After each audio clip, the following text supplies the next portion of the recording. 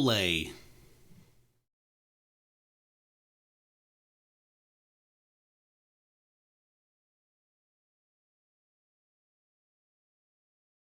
How y'all doing?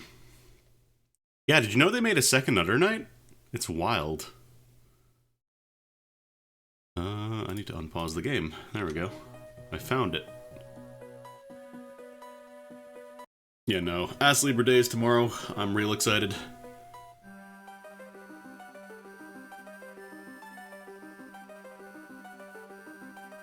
I've been vibrating in place, basically.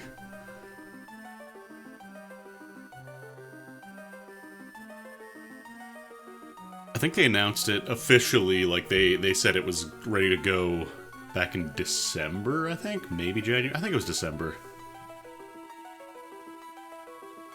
Yeah, I'm pretty sure it was December.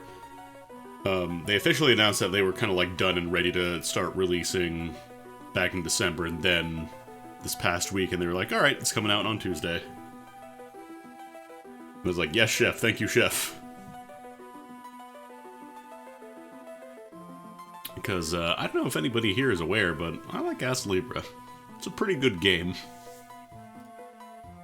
I would go so far as to say it was my game of the year 2022.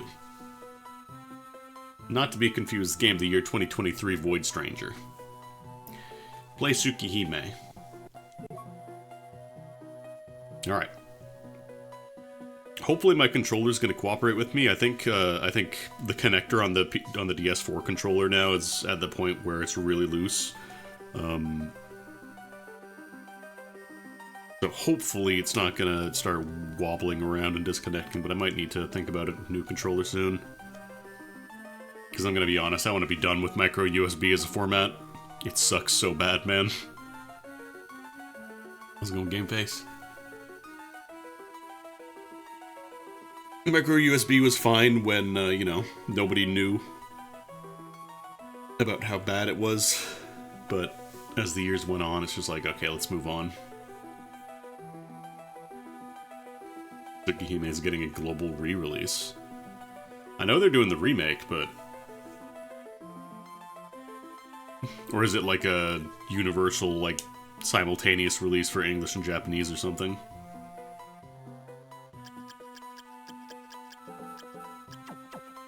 Anyways, Astlibra. This'll make it come out faster.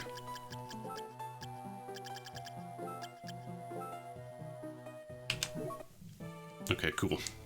My hotkeys are working.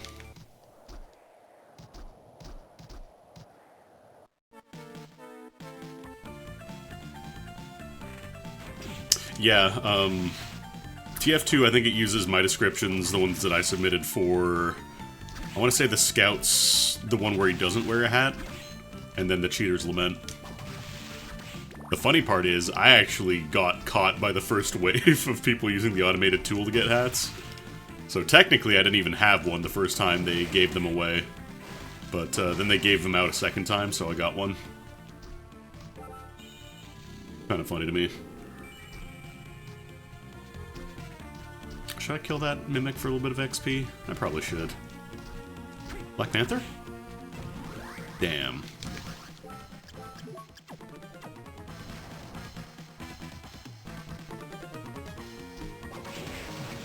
Yeah, let's kill the Mimic.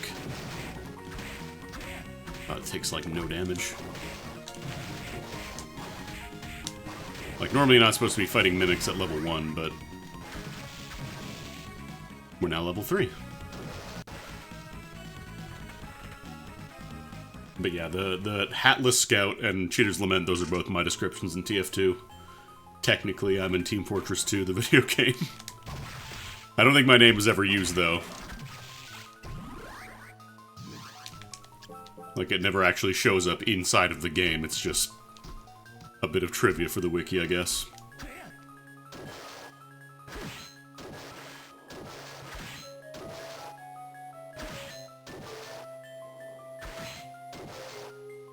I remember people would install a mod when that hat first came out to change it from a little halo into the word wanker, because people were mad about not getting the hat. If only they knew. If only they knew what TF2 would become.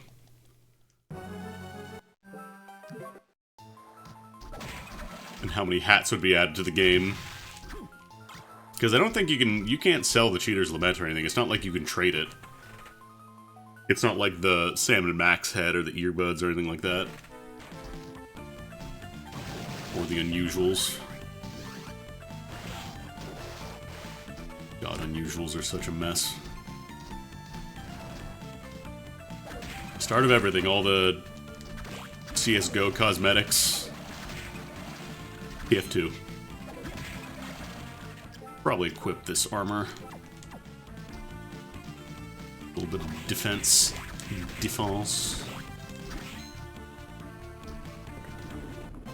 Freaking skull. I love how there's a mechanic in the new Undernight. I think it's called, like, what is it even called? Like, it's like Creeping Shade or something, but we just call it Creaking Skull. I don't know the actual name for the mechanic. It's like a dodge roll, but that's what we're calling it now.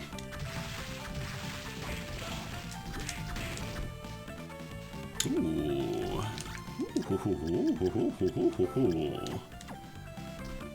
Love to get a rune ring on a day. Breaking scroll. But yeah, tomorrow, assuming that it doesn't release super late or the game isn't broken, we're going to be playing Astlibra, the DLC. It is a Gaiden game, so it's not going to be, I'm not going to be spoiling the main game, although I've already streamed the entire main game on stream before. I can't jump cancel the broadsword. Creeping Edge, that's what it's called. It's a dodge roll.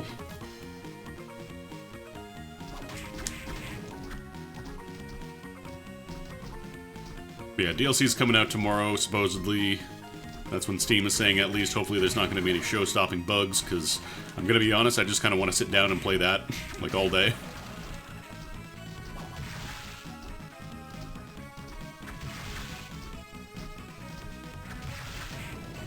So I was always saying, like, when the game came out, if anybody ever made a randomizer for Astlibra, I'd be in a lot of trouble. So the Gaiden kind of has, like, roguelike mechanics, in a way. So I might be in trouble, is what I'm saying. What are you, double jump? Beautiful. I don't have to backtrack, or do the 1 pixel jump. Is that the famous blade known as Graham? What's the famous blade known as Graham?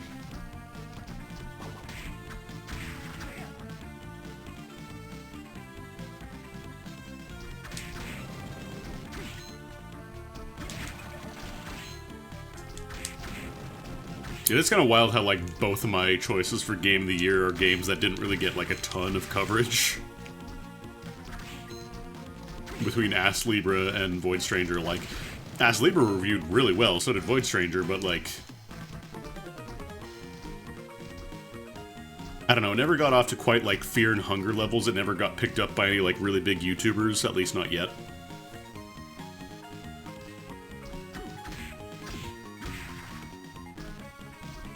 Which is kind of interesting for a game with, like, over 10,000 positive reviews.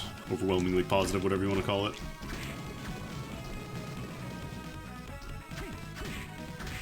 If Graham was made of wheat, would that make it a graham cracker? Whoa, careful. You're crossing over with the Golden Sun rumor mill.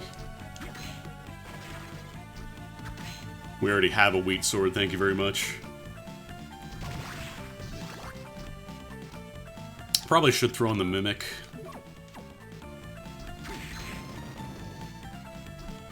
Get a little bit of extra cash here and there for taking damage. Yeah, I remember way, way, way back in the day, there was like this completely, utterly fake and dumb rumor somebody made up about the wheat sword in Golden Sun. It was not real.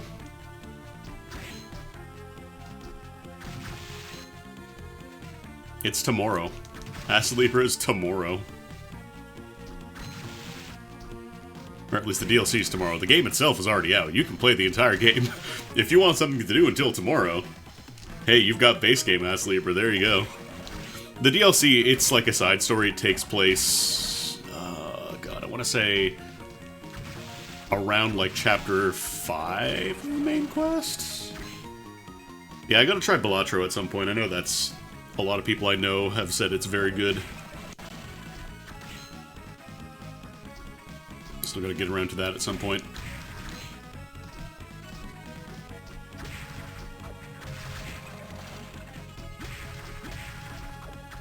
I played a demo for a game called Tactical Nexus, which seems really neat. It's like a resource management puzzle game with RPG mechanics, but I don't think it's really for me. Like, I could tell it would absolutely activate certain people's brain meats in like a very specific way, but I don't think I'm that person. It's a lot like Tower of the Sorcerer, if you ever played like desktop dungeons, kind of similar to that.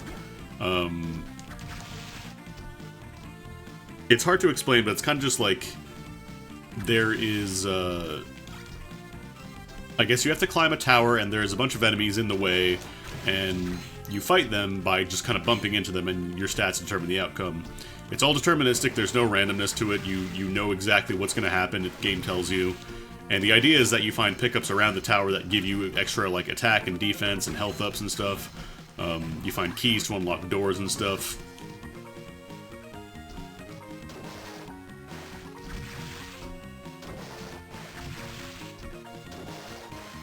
But yeah, like, everything I've seen about the game, it is very, like, I can tell, again, it'll activate specific people, but I don't think it's really for me. Also, the gameplay, like, it has the weirdest, like, pricing scheme I've ever seen, where they're raising the price as it goes on. Not like, it's not a real-time game, it's like turn-based. But, it's not bump combat, or it's not, real-time, I should say.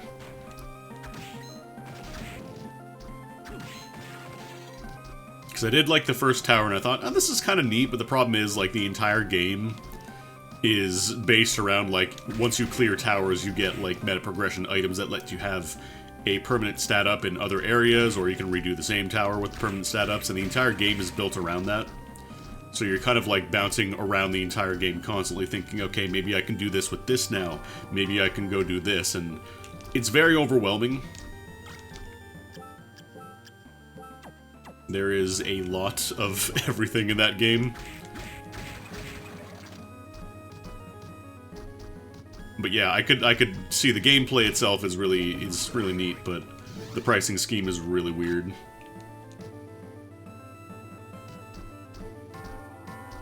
And I could see that turning people off from the game.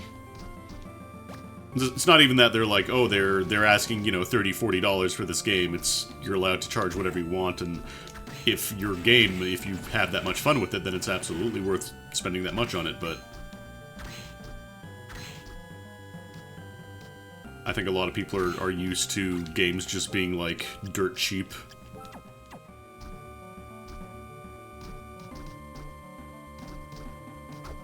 I feel like it's a mentality people need to start overcoming, if I'm being honest. Like, oh, this indie game costs $20? It's only 2 hours long. Yeah, so? Is it good? You've been to a movie, you've watched worse movies for 2 hours. Have you ever bought a single snack while watching a movie at a movie theater? Congratulations, you paid more than a video game.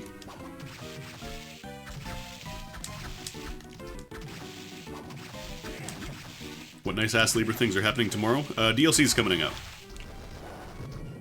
DLC, which is a side story to the main game. It's very briefly, like, mentioned.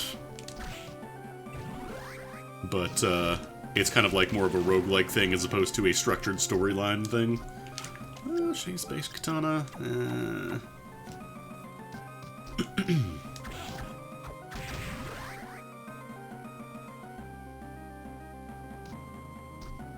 Yeah, Breath of the Wild is a good time. My Wii U sadly died. I think it's the tablet specifically that died.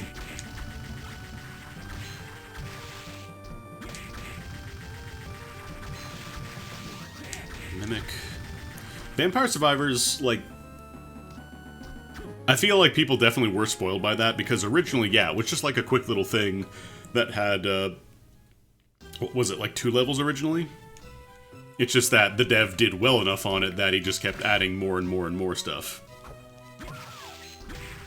So now I feel like people's perception of value is skewed. Like, Vampire Survivors is an outlier.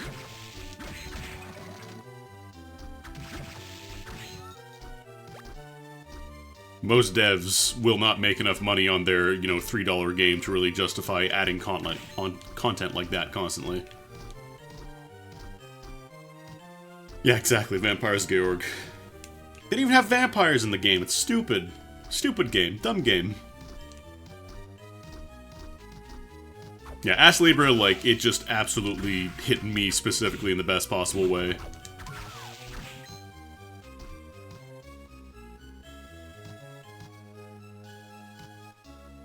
And honestly, I do feel like Astlibra is a crime for the amount of money they're asking for it. Like, you are getting such a good deal for that game, in my opinion.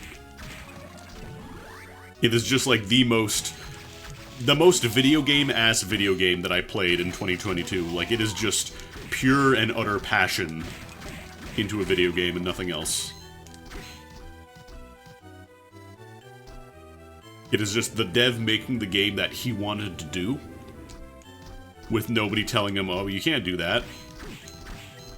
You shouldn't do that in your game. He's making the entire thing himself. What are you gonna do? Actually, that's not entirely true. He did get, what's his name? Shigetake from Vanillaware. Or not from Vanillaware, but the guy who works on a lot of the Vanillaware games, to redo a lot of the portraits from the original game. Yeah, if you like Fazanadu, if you like East 3, the side-scrolling one, you would probably really like Astlibra. Odin Sphere, that kind of stuff.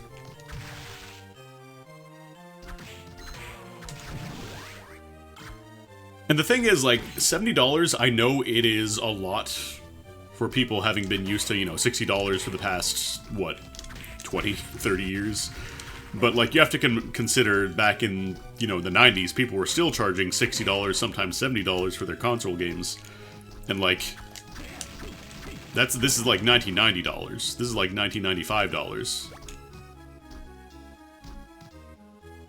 You convert that up for inflation, you actually end up paying a lot more. Did you ever buy Phantasy Star 4 on release? Congratulations, you paid, like... God, that'd probably be like $150, close to $200 now.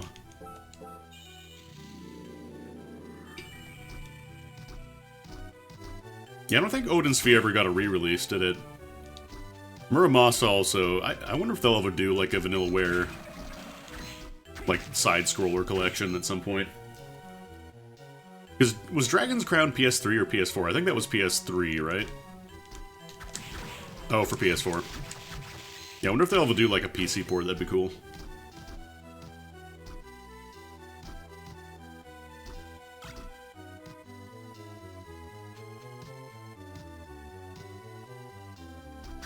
Princess Crown, that was the Saturn game, right? I know somebody put out a big video recently about, like, Vanillaware games, and specifically Princess Crown. 820 euros just to get a 40-page art book and an ugly statuette. That's gamer's choice. Might switch over to Bale. Mimic is, like, it's reliable source of money, but it's not a great source of it. Unless you're really sitting out and grinding out money. Which I'm doing rando, I ain't got time for that.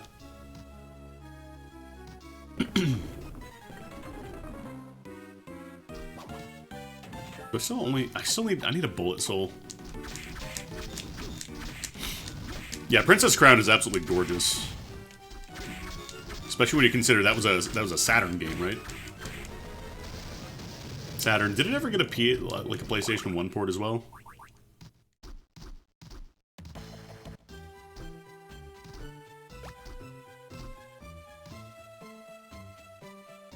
But yeah, people's, like, cost-value perception is skewed a little bit. And I understand that, yeah, like, it can be difficult if you don't have a lot of money to spend on video games and stuff.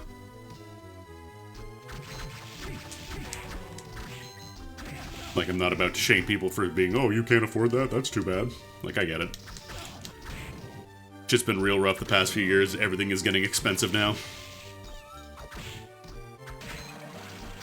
It's just kind of interesting to see, like, the people complaining about, like, a $30 game that only lasts, like, 10 hours, when you consider you wouldn't have even gotten that in the Super Nintendo era for a lot of games. I will say, though, like, I think Persona 3 Reload is, like, $93 for the base game here. It's like, nah, I'm gonna wait on that. Especially because they're trying to do the shit where, like, the extra stuff you get, like, the soundtrack is literally just an exe file that plays along with the game, instead of just, you know, giving you MP3 files like every other fucking release would do.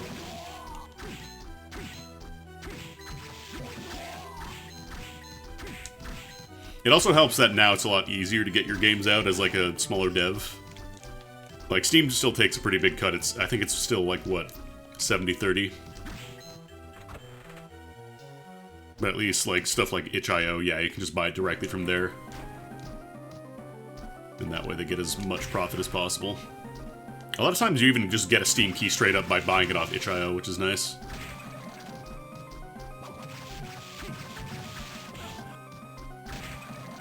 But yeah, you don't have to go through, like, huge publishers anymore if you just want to get your game out.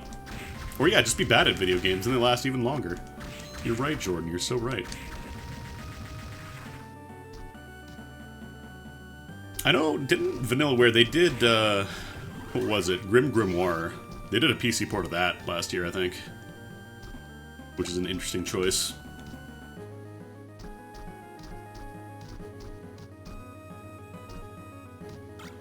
No, you do want to play Grim Grimoire.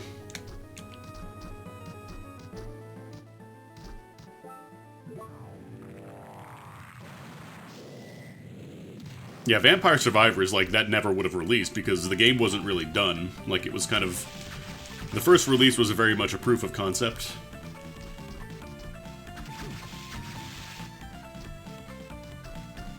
It had, like, a couple of weapons and stuff. I think there might have been, like, 1 or 2 evolutions for weapons, but it was very much just like, here's the basic framework of the game I want to make, and I'm going to update it over time. PS4, Switch, and PS5. Was it not on PC? Huh. Yeah, the assets were, made... I mean, it still has some sussy assets. Like, the title screen, I'm pretty sure the lady, what's her name, is just straight up, like, traced from Bayonetta. Yeah, now just the DLC is sussy. I was about to say Stussy, but that's a clothing brand, if I remember correctly. Alright, got any books? Castle map. Nothing really great here. The curry's good, but it's a little expensive. Poison Fist is about the only one that I would probably want, but can I afford it? I think I'm gonna grab the Poison Fist just for damage.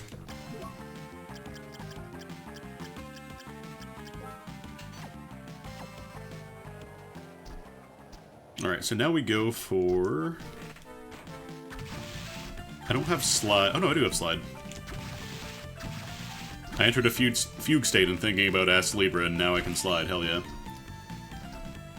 So we'll just go for Dance Hall into Servants' Quarters. The usual route.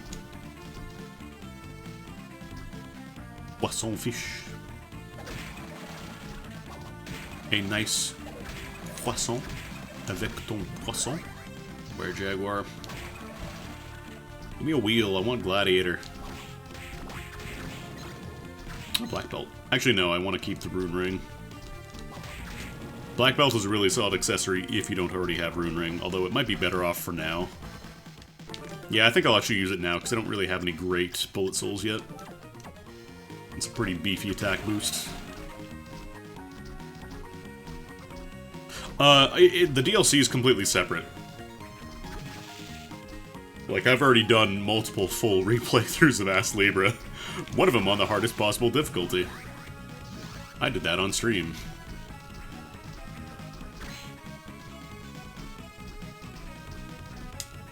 I think for now I am done with the main game of Astlibra. Having gotten all the achievements, having done it on the hardest difficulty. But yeah, the DLC is going to be a guide-in game. It's a side game. It's completely separate. It's going to have different mechanics, different protagonists.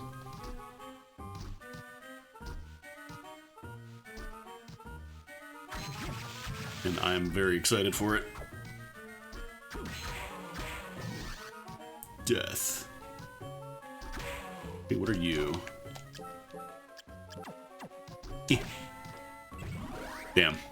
Giant Bat's still good. I'm not damning at the fact that it was Giant Bat. I'm damning at the fact that it wasn't Black Panther.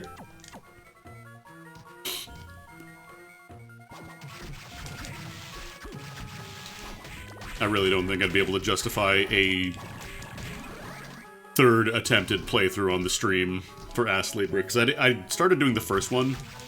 The problem is I kind of segmented it as I was playing. I wasn't, like, streaming the entire thing.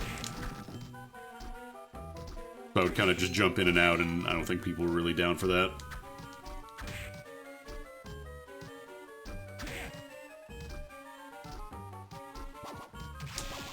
It's also the type of game that I think really benefits from you just kind of taking it in on your own.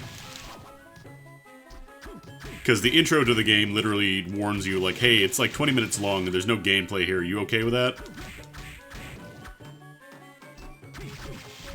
You were down for that? Well, I got the entire playthrough on VOD. Succubus. Yeah, let's keep Succubus, actually. Still not using intelligence, so Bale isn't helping that much.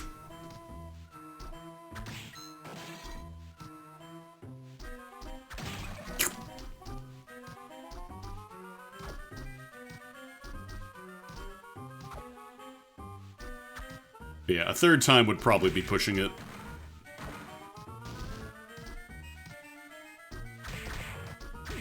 It also doesn't help that I'd be skipping most of the cutscenes, so, like, people would just have no idea what the hell was going on. Because the cutscene skip in that game is pretty fast.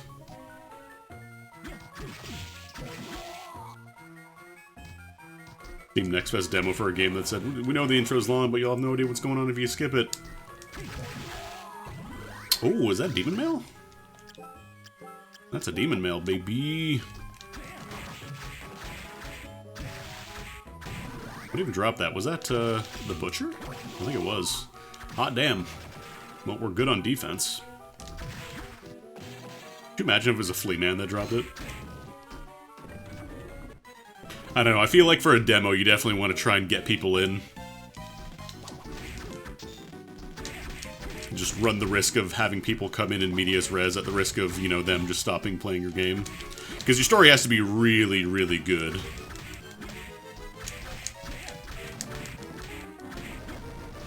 Like, Astlibra was basically the first chapter as a demo, but then it also just had, like, a gameplay mechanics demo. So it just kind of dropped you right in. And you had, like, all the magic and skills and stuff available to you. That too, yeah. Like, if you're expected to invest 15 minutes and then find out the gameplay is just not really what you're feeling, it's another... Hello? It's just not really fun.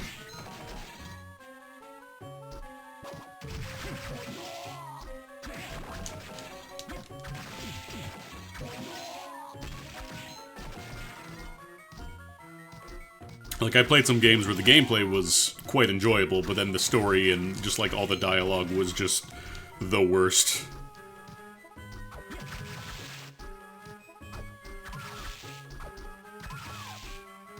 I have absolutely no qualm skipping. I should probably take this warp just in case. I don't think I really need to come back here, honestly, but you never know. So I've got Giant Bat, like, I can go to the ceiling right now. Ooh, Triton. Really nice souls here. If only I could have a good bullet soul. Honestly, with the Demon Mail, I can probably swap off with Succubus now, because 16 strength is pretty significant. Retranslation hit a while back. They didn't actually announce it for a while. Like, they added it into the game, and then they didn't actually announce it. It just kind of happened in a patch. And then, I think, like, a month later, they're like, oh, we added the new translation to Astlibra. The fun thing is you can actually get the original translation, like the janky one if you still want. Like, you can opt into a different branch on Steam that has that old one.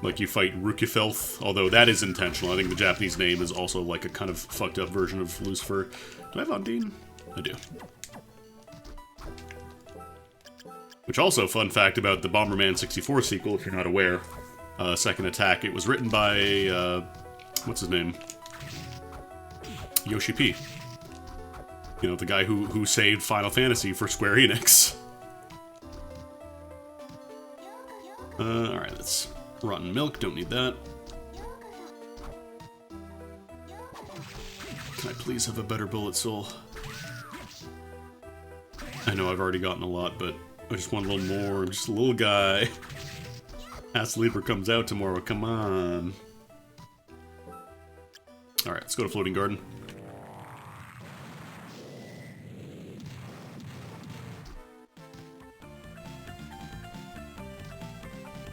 Also, weirdly enough, I think Yasunori Mitsuda, the guy who did the music for Chrono Trigger, I believe he also did some music for the Bomberman sequel. That was a weird game.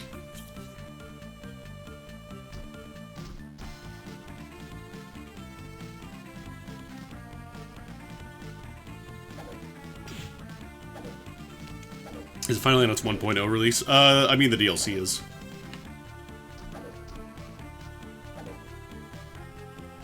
Like, the actual game has been done for a while.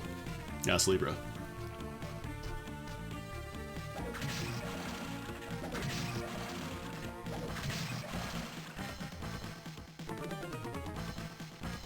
Oh god, I'm sneezing.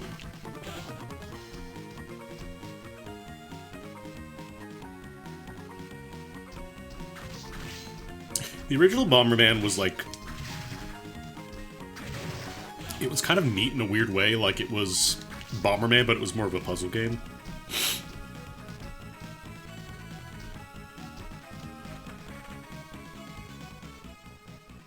At least if you know, went for all the gold cards.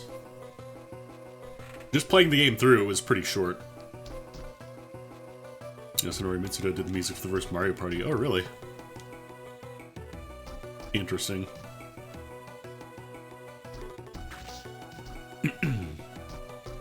I guess it was just kind of floating around, being like, yeah, sure, I'll do that.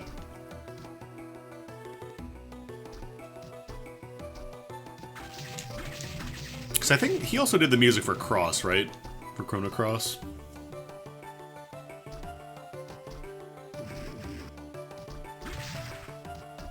They kept rejecting his submissions, God. Please, Mr. Mitsuda, you've got to fucking tone it down. This is a party game. Actually, Chrono Cross, that I don't think that was out by the time Mario Party came out, right?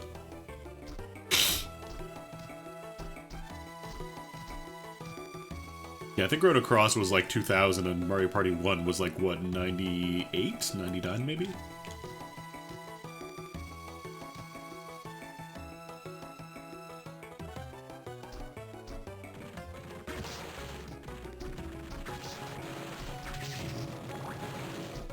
Yeah, don't say Mario. How dare you? No, it's fine.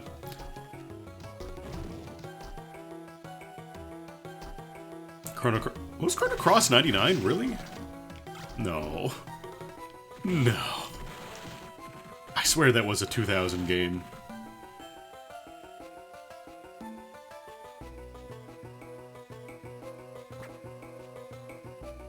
Late 99. Was that the Japanese release or the North American release?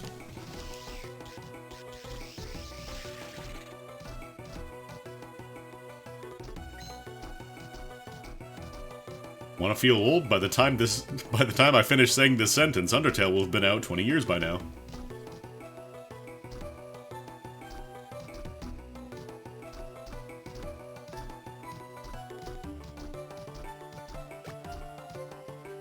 I remember playing on my dad's Wii U. Persona 5 was my favorite game as a kid.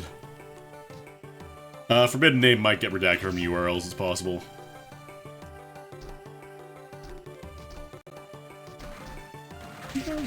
No, just the armors. August 2000. Really? Yeah, that sounds correct, actually. I remember I didn't have a PlayStation 1 and I was so jealous of like, oh my god, they're doing all the sequels to the games I want to play and I don't have a PlayStation.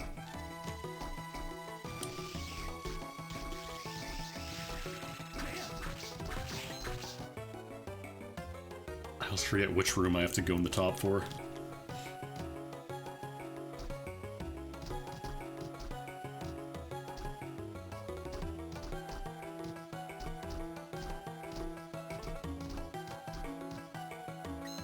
$2,000 smackers.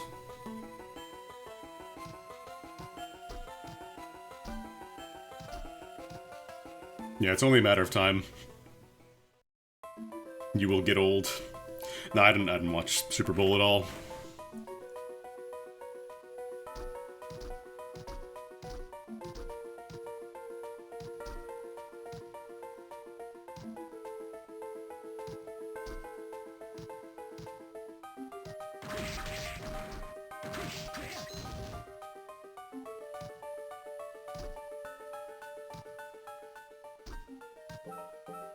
Specifically wanted big band jazz, so I have the bitter memory of being like, seriously? Pringles, I don't think they count as, like, chips. I think they legally cannot be called chips. It's like extruded potato starch or something. Reconstituted potato flakes, that's what it was. They're specifically not sliced potatoes, because you cannot slice potatoes like that and have them come out in a uniform shape. They all kind of fry differently. Oh, it's potato and wheat, so it fucks you up for gluten allergies. Never thought about that, yeah.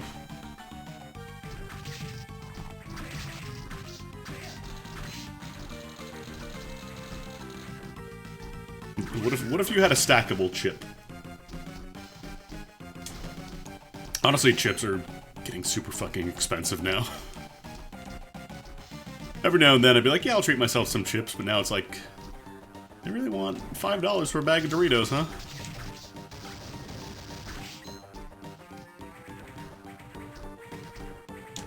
Lace stacks of Pringles? I never actually had Lace stacks, so Pringles.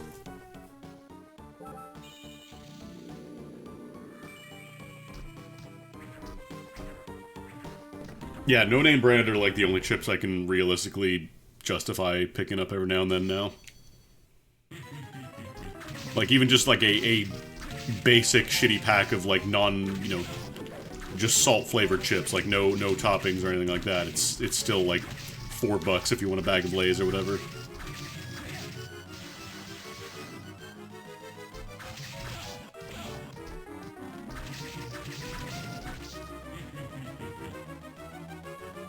I've had, like, the Takis. They're good, but I never, like, really got addicted to them like some people did.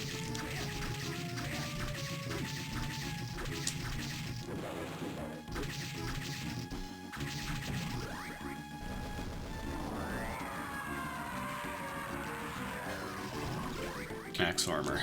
Still not really any good bullet souls. The other problem with chips is that half of it just ends up being air anyways. There we go. Yeah, let's get that rune ring on.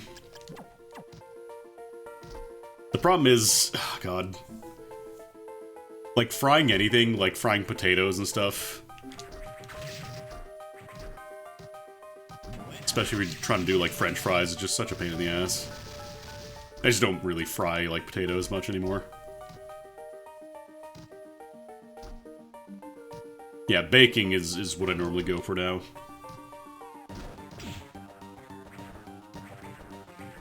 Because every now and then I'll watch these videos and I'm like, oh, how to make your fries just like McDonald's. And it's like, wow, that's so much effort. I could just go to McDonald's and buy a big thing of fries. I don't have an air fryer now.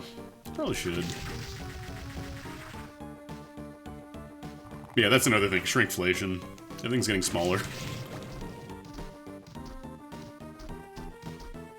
Let me jump to the save point real quick. Wouldn't be saying that if you had an air fryer. I guess I have to go to top floor. Because I don't have Skulla, so I can't actually go underwater yet. Like, an air fryer is, it's just a small convection oven. It's not like a unique thing. It's just nice to have for things that are small.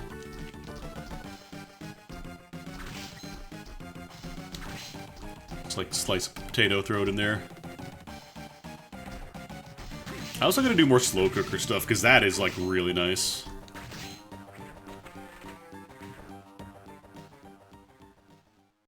Get, like, chicken breast, throw it in there for a bit. Make some soups. I remember there was one recipe that was going around a while back that, like, it was just called The Soup, and I don't remember what specifically it was. But apparently it was very good.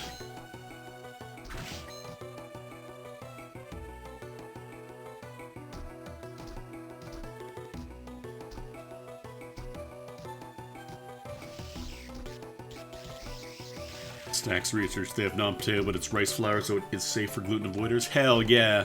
Hell yeah! The microwave you could have access to can double as an air fryer? Interesting.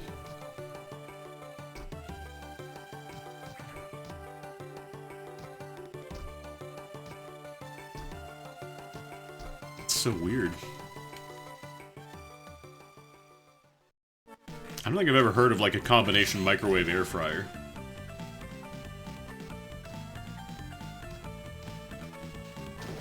But admittedly, I haven't bought a microwave in a bit, so my knowledge is limited. Would love to know the soup. I might have a bookmark for it. That's what it was. Cheesy tortellini. Yeah. It like, everybody just called it the soup. There was no, like, name for it. Everybody was like, oh, I just made this soup in my slow cooker. It's fantastic. I gotta try that. You can air fry eggs.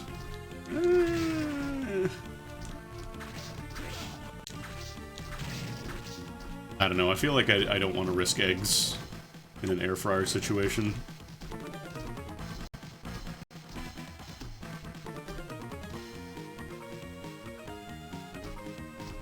So that half cup of coffee left. Hell yeah, gamer! That's the thing, yeah, if it explodes, like... I've boiled eggs before and they, there was like a little crack in them and then they just blew out.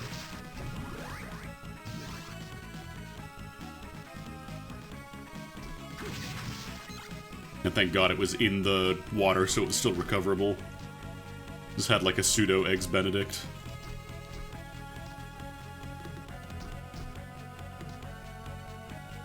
I feel like if you cracked an egg open in an air fryer, you would have a bit of a tough time.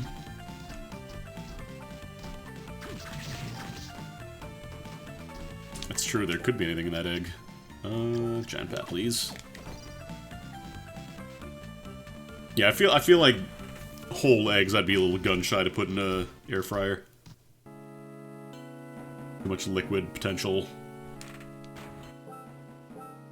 Definitely a giant bat here. So we probably have to find Skulla. Actually, no, there's also the ceiling of the chapel. There might be something there. They make little plates you can put eggs on to air fry them? Clearly, I don't own an air fryer. My mind is being expanded as we speak. We don't have any books yet, no.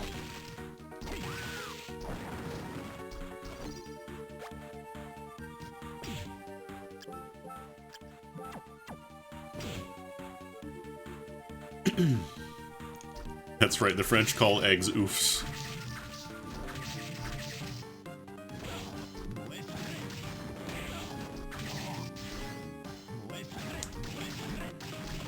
Burn to the burn to the ground. Oh, I should probably heal.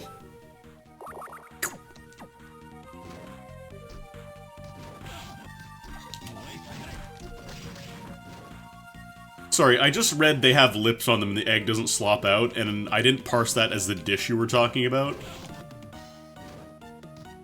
And I got very concerned for a moment. Oh my god, please.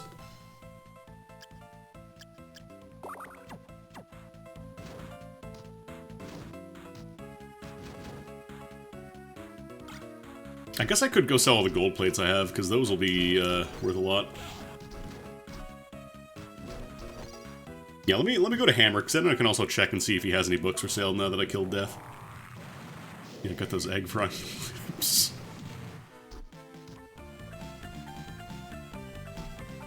Oh boy. It's Monday.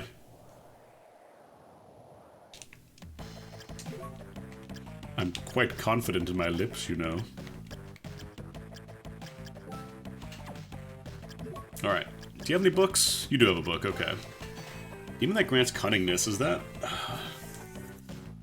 What is that?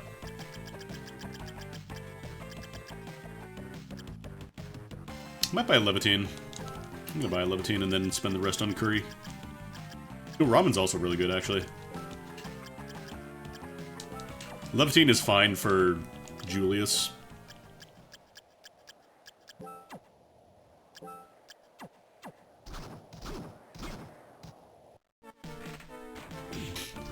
I should also make a pit stop by the chapel, check the ceiling, make sure I didn't skip Hippogriff or Scola.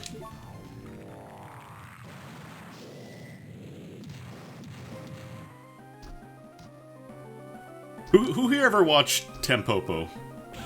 Who remembers the egg scene from that movie? I was gonna say, that's probably like the most applicable thing I can think of, too. They have lips on them and the egg doesn't slop out.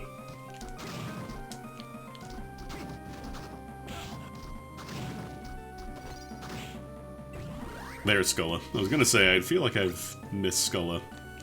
You don't recall the egg scene? Really?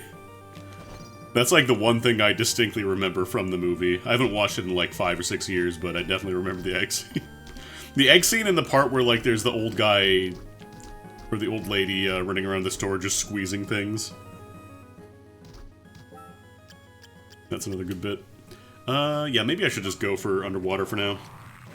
Because it's unlikely I'm going to be getting both books on the top floor, so... Let's just save us some time here. Scola.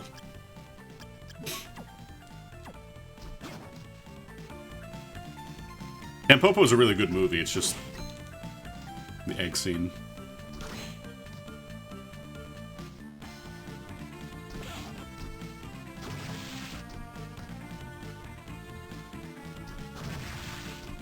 Gotta slurp that soup, that's right.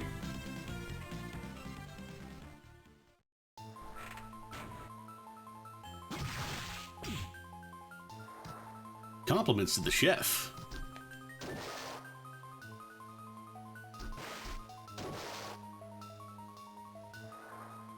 You want to know the most recent movie that I watched? 8 Crazy Nights.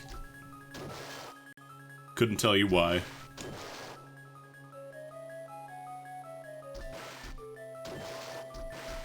I'd seen the movie on TV like years and years and years ago. I was like, did I like this movie? And the answer is, it's a very misplaced movie. The animation is surprisingly good for, like, just kind of like an Adam Sandler comedy. Like, I want to say it was the same studio that did Iron Giant. I think it was the Iron Giant studio, actually. That would explain why the animation's so similar. But it tries to be like a serious story and tries to be like heartwarming, but then it just completely throws out any semblance of seriousness to have a scene where like the deer are literally eating shit. Like there's these Disney deer that kind of follow the old guy around for the entire movie, and it's like, haha, cute, it's like Disney, and then it's not. Because we can't have Adam Sandler, we can't have any actual heartwarming stuff in an Adam Sandler movie. Not allowed.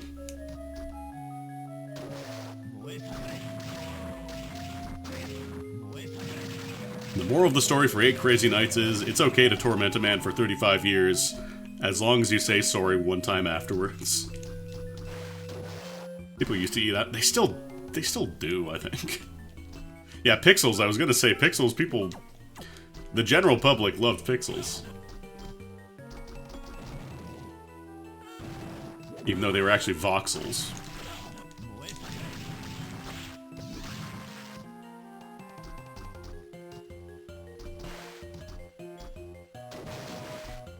Also, it has Rob Schneider doing a Chinese guy for some reason.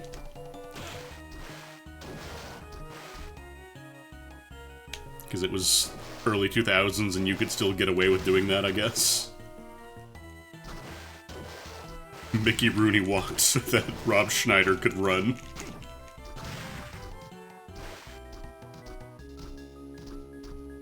I know Mickey Rooney played a Japanese guy, but my point still very much stands.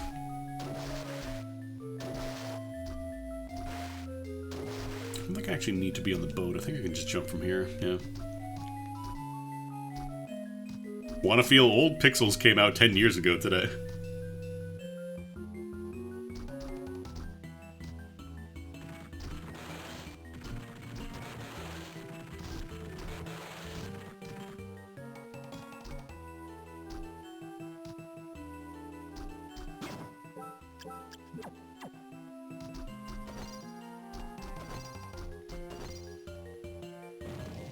It's technically faster to use my bat to fly around. But then I eat all my MP for doing it. I don't like doing it. These slimes have, like, way too much HP. You can't quite one-shot them even hitting the weakness with a Levitate. Unless you're super over-leveled. Are you Hippogriff? No, that's Gal of Moth. Gal of Moth. Weird things kind of happen in every decade. It's just that each decade had its own, like, specific flavor of weird things.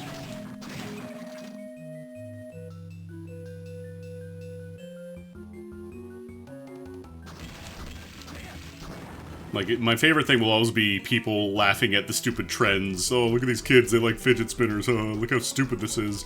We wouldn't have done anything like that. And then you look at all the dumb trends that were, you know, back in the 2000s, the 90s, the 80s. Like, people absolutely did the same shit when you were a kid.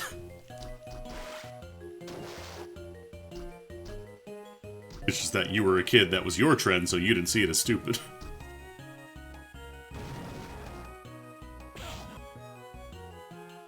Who here remembers rhythm sticks? I think that was kind of like the fidget spinner equivalent for, like, a thing that really took off for a very, very brief period of time. Rhythm sticks, devil sticks, whatever you call them. Poppets, those at least were around for a few years. Tech decks, I feel like tech decks still kind of had more staying power.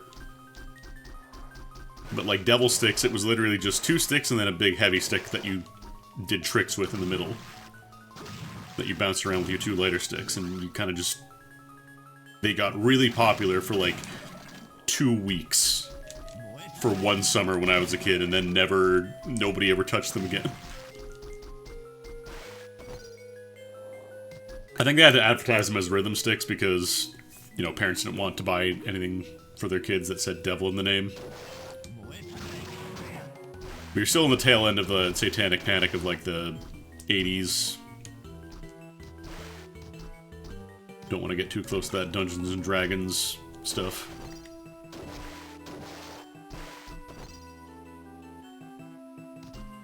My nephew actually had a tech deck at some point. I don't think it was actually, like, a tech deck branded one, but he had, like, a fingerboard. Yeah, the internet fad didn't last. Eternal September, it's fake, it's made up.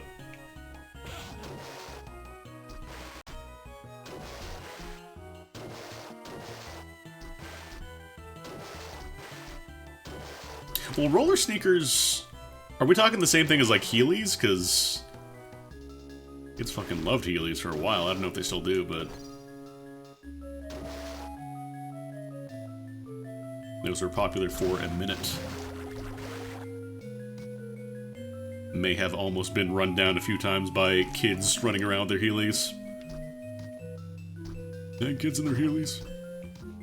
We just had sneakers with lights in them.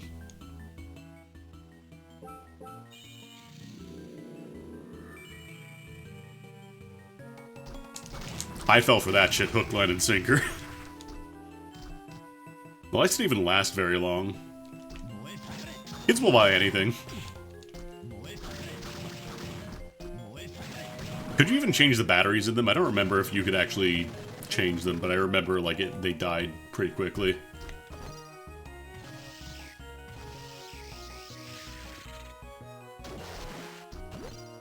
Never try and pretend that you were smarter as a kid than children are now, because you weren't.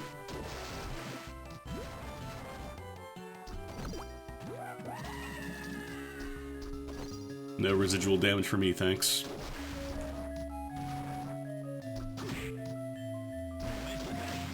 Yeah, they didn't have Heelys when I was a kid, so that never really caught on for, like, my generation.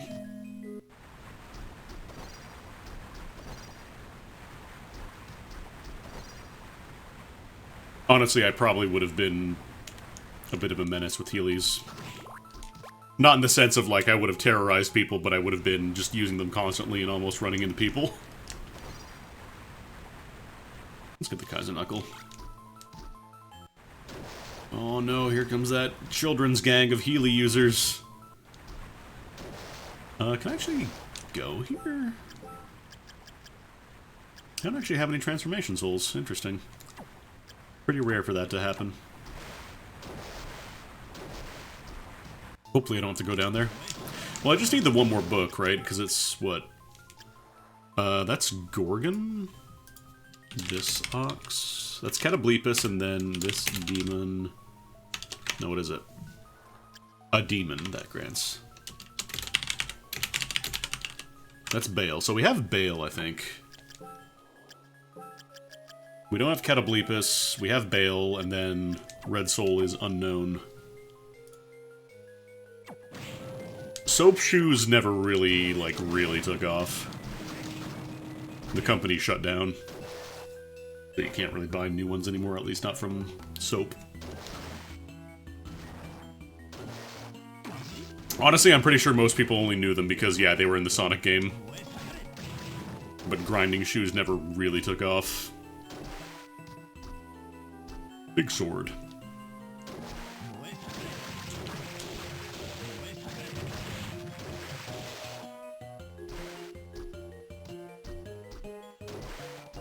Probably for the better that grinding shoes never took off, honestly.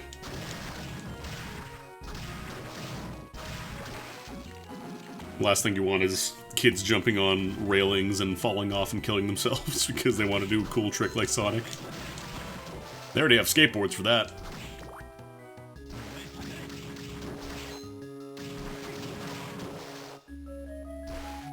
If they had taken off, I'm sure they would have started getting letters saying, you know, kids are getting hurt doing this stuff.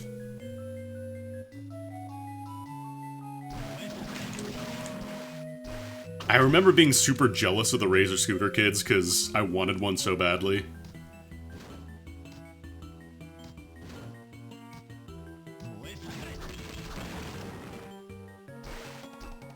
But it was, like, right at the turn of, like, me going from being in grade school where I could have, you know, just walked to school, and taken the scooter there and going to high school where I had to take a bus, so the scooter would have been way less useful.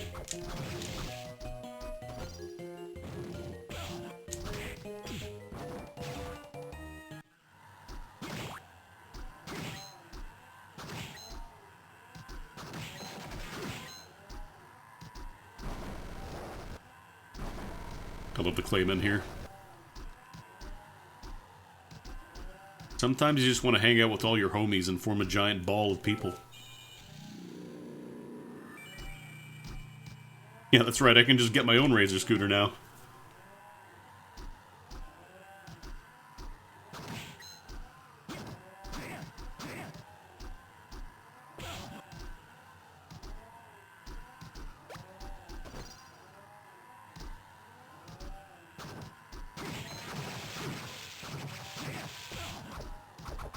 Just gotta get out of here. So I need to find Catoblepus Soul and I need to find the Red Book. It's never gay to amalgamate into an orb with the homies.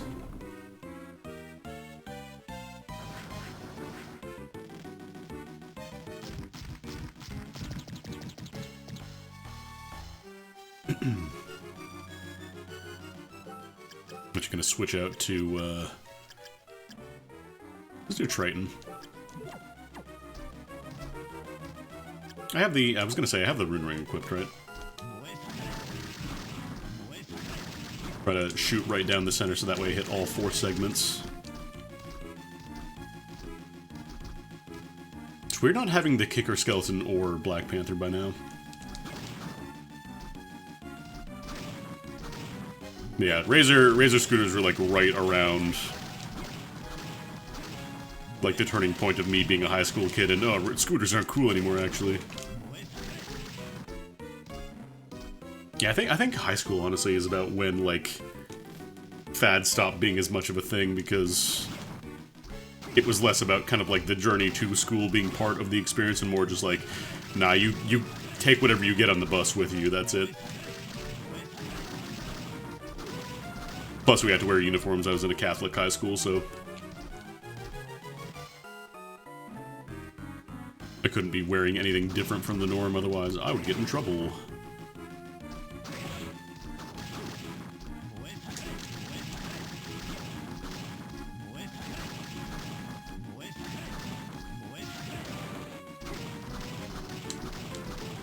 Although it was really nice to not have to worry about what to wear.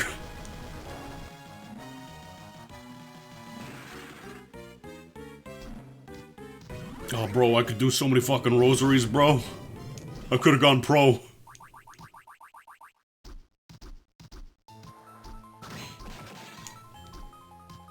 Could have gone pro if I hadn't joined the Navy.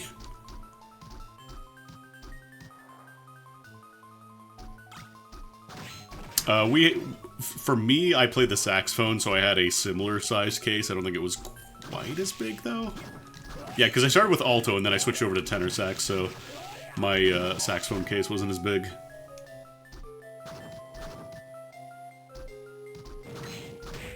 They didn't... We switched over, like, our school switched from skirts to skorts. Because... I don't think it was because of Mean Girls. I think it was just because, like, general, like... You know, kids are cutting their skirts too low, or they're pinning their skirts too low, or whatever. Or high, I should say. So they just like, yeah, we'll just do skorts.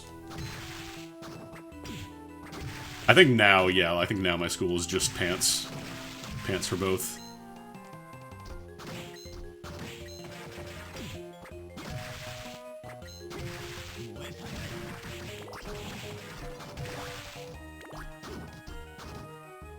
Hey, there's last book. Alright, what do we need? That would be Electric Doll, I think. Yeah, I'm pretty sure that's Electric Doll.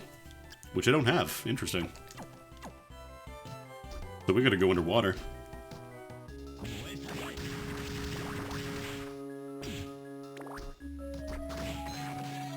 It is possible that both the souls are in top floor, but really unlikely.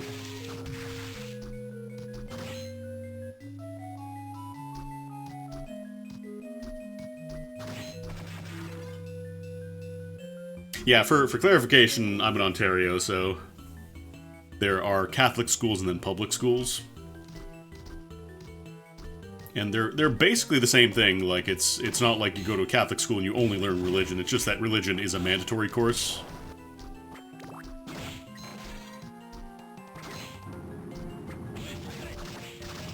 Like, I think they still teach religion at the public schools. It's just that it's not a mandatory elective or anything, or it's not an elective, it's mandatory.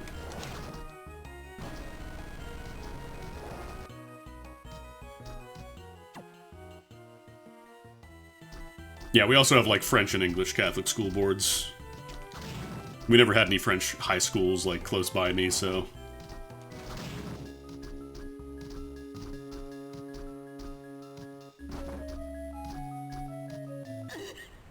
stab. But yeah, like US Catholic schools, I think those are specifically private, right? Whereas the Catholic schools in Ontario, those are still like government affiliated. Where is... Oh, there we go. Unless I'm wrong, in which case, absolutely correct me. Don't need that. Oh, do they not have that in New Brunswick? Shoutouts to New Brunswick for escaping the Catholic menace.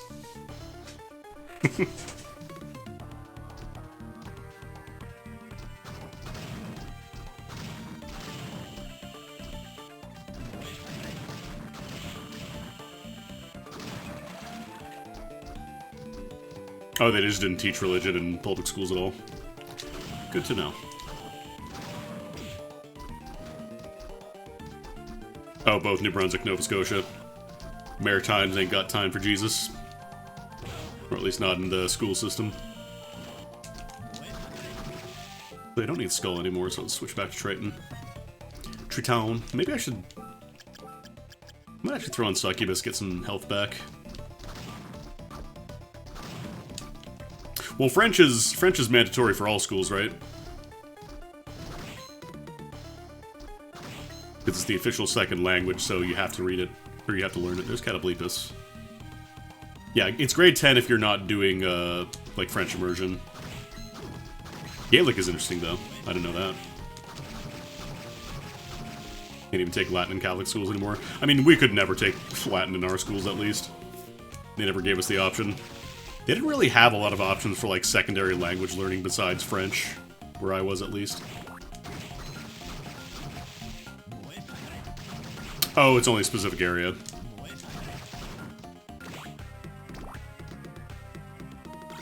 But yeah, we never really had any opportunities to do, like, any kind of languages besides French, which kind of sucked. Would have been nice to pick up other languages early on. Get started on that.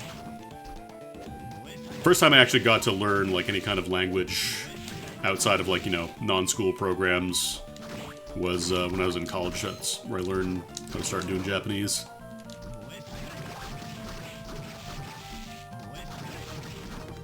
I definitely need to drill more kanji, though. My Japanese is pretty rusty.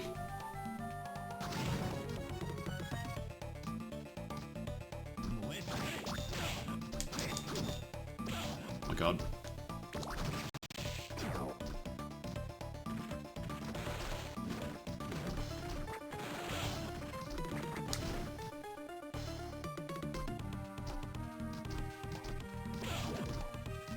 High school had a German course that was the region's history. Oh, that's neat.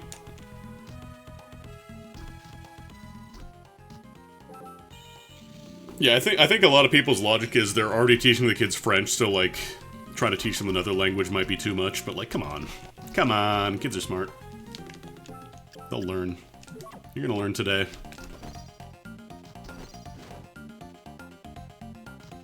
Ooh.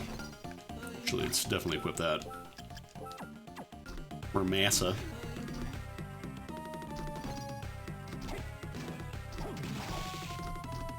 Skull Milione. I mean, Spanish is still cool. Like, that you have the option to learn that. Because, like, we did not have the option, period, if it wasn't French. This was not on the plate.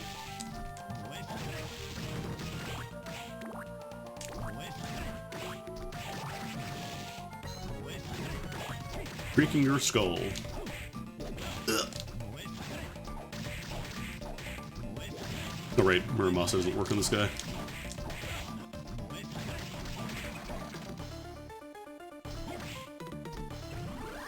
Okay, there's a transformation soul that makes me worried.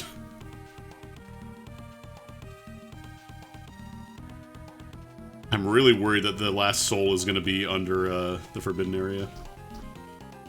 Spanish, French, Latin, and Japanese for some reason. Pretty good. Nice selection.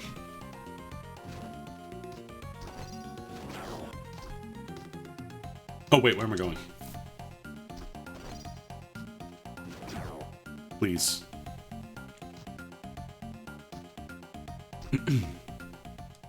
We just need Lightning Doll. And we're good to go, because we have Skulla. And our gear is totally fine to fight Julius and all them.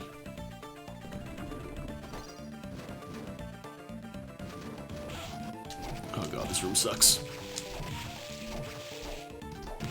Thankfully, Muramasa works on these guys, so it cuts their HP down percentage-based, on top of dealing a good amount of damage.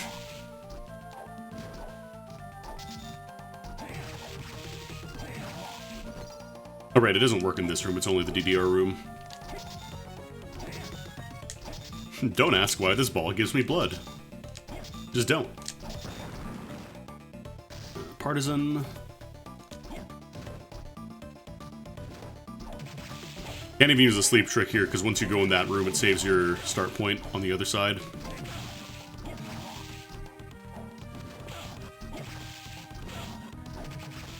I need some blood.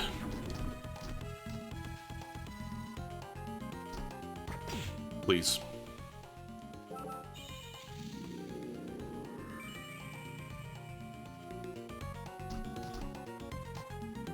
I will say, if you happen to be still in high school and you're somehow watching this stream, hey, get back to class. No, I'm kidding. Definitely get a chance to learn another language if you can. Like, whatever interests you, just go for it. Because the sooner you start doing that, the better off you'll be. Oh, come on.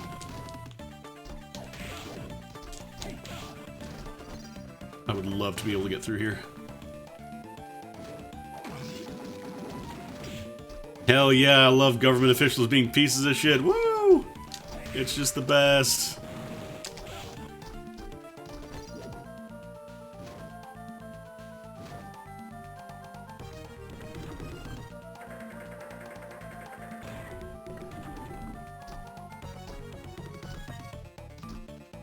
Just kidding, I don't actually love that. It fucking sucks.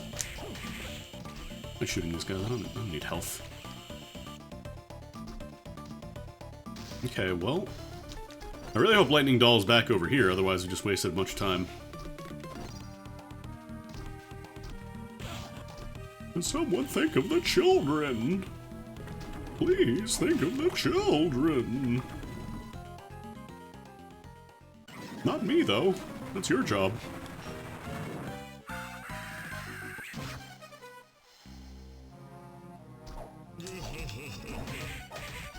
Think of the children in a way that gets me a huge paycheck. And also benefits me and only me and people I know, and that's it.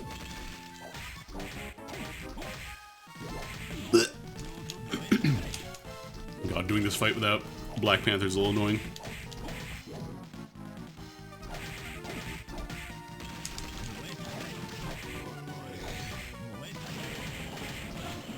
I'm doing terrible in this Balor fight.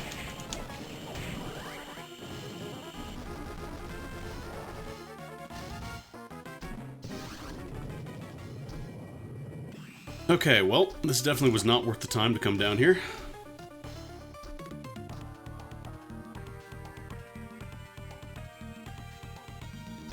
So I guess we gotta go top floor then.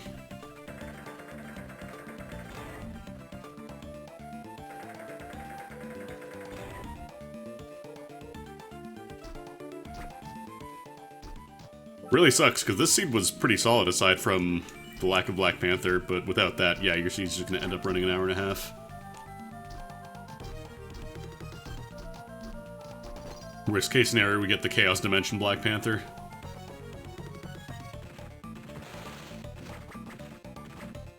And don't say it's not possible, because I've gotten it before.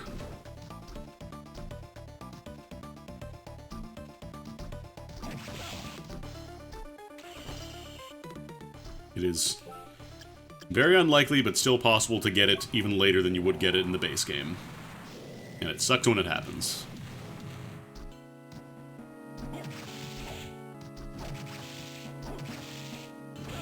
Another reason you don't really need Triton with Muramasa is because, since it's percentage-based damage, it doesn't matter as much about your strength stat. It's more just giving things a time to die. You now have 3 hits before you are dead, if you can be cursed.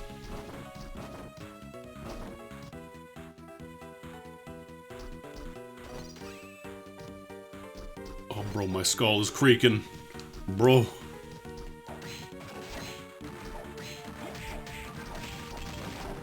Just draining some health here and there from everything I can.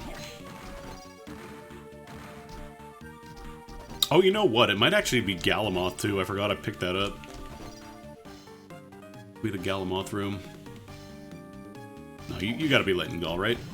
No. No. What the?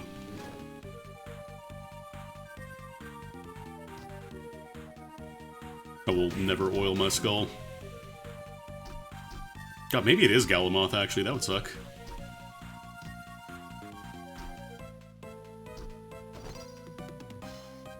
I'm creaking!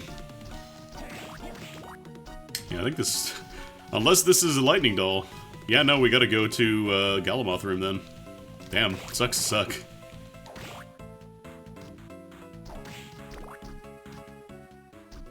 Well, I guess let's pop open the door to Clock Tower at least. While I have my katana equipped. What does katana mean? It means Japanese sword. Samurai Cop's such a funny movie.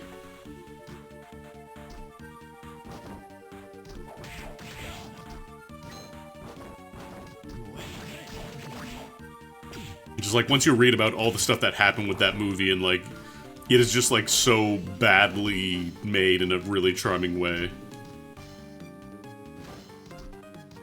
Like, they didn't have enough film to do retakes, so like there's a lot of mistakes that are just left in the film, not because of sloppy editing, but they literally could not afford more film. The main actor, Matt Hannon, I think that's what he went by at the time. He a call from most likely a spam call. What was I gonna say? The main actor, like, he did the shooting for his parts in the movie, and then he took another part in another movie, I think, where he had to cut his hair, so he cut it short. And then he gets a call from the director saying, hey, we need to do some more shots, we need to do some more scenes with you. You still have your hair, right? No, I don't. So they get him, like, a woman's wig, and it is very clearly not, like, good. It's not a good match. So you can see, like, there's a lot of differences between his actual, like, long hair and then the parts where he's wearing a wig. There's one part where a dude pulls his wig off by accident, and it's left in the movie. Also, they only had, like, 2 prop guns and 2 swords between the entire, like, cast, so everybody is using their... Like, they're just constantly trading off weapons, and there's never more than, like, 1 or 2 people attacking at a time. It's great. What else? It's like, oh, right, they didn't have any lighting setup, so that's why the entire movie takes place at daytime. There's one part where the main character, like, he clearly messes up his line. He's like, are you Fujiyama? And they left that in because, again, they don't really have enough film to do retakes. So he goes, are you Fujiyama? And they left that in, and then eventually, you know, they ended up doing a sequel because the movie became so infamous. So they did a sequel, like, 20, 30 years later. It was fairly recent. And they just actually said, oh no, the guy's name is actually Fujiyama. He didn't mess up his line, he said the correct name the entire time. It's just, oh god. I'm gonna watch it again. You Fujiyama.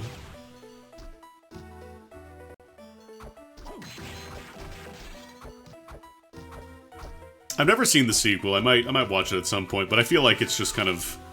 It doesn't quite have the same magic of the original.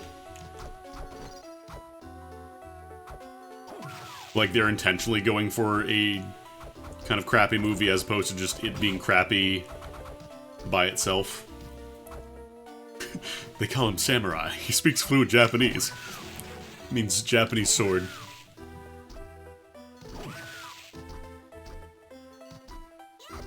Oh god, I just remembered the scene with Steve. What's going on, Steve? Not much, sir! And then he proceeds to do all emotions in human history in like 5 seconds. I mean, the original movie was horny too. Let's not kid ourselves here. There's multiple different scenes where they talk about the main character's penis size.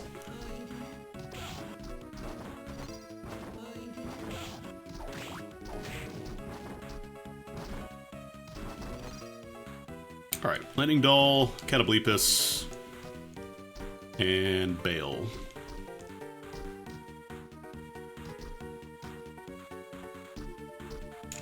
Yeah, we're talking about Samurai Cop. Talking about Fujiyama. I should probably save, actually.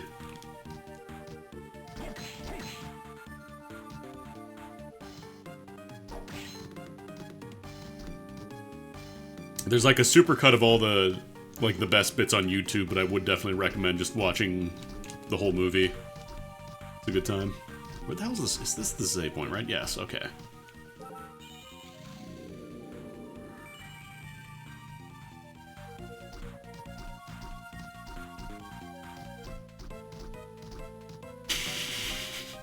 It's Japanese sword.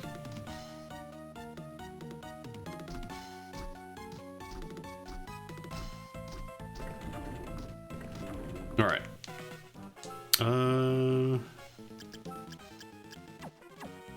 Probably use Levitine for this one, because he's not vulnerable to the curse effect. Actually, I do have a transformation soul now. Hey, yeah, we got Curly. Do some damage.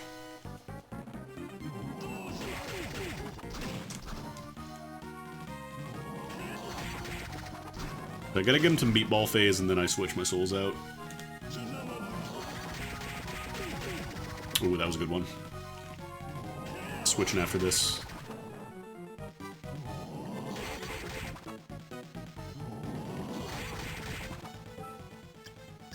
Alright, so now we gotta get... Got a Bleepus. Bale, Lightning Doll. Reminds you too much of Mr. Beast. Yeah, I can kind of see it, actually, thinking about it.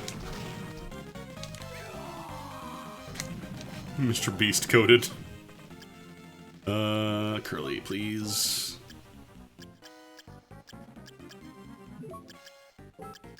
Switch back to Demon Lord. He's blood.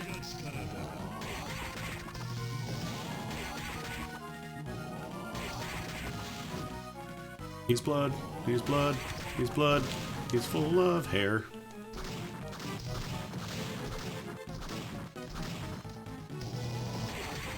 Okay, cool.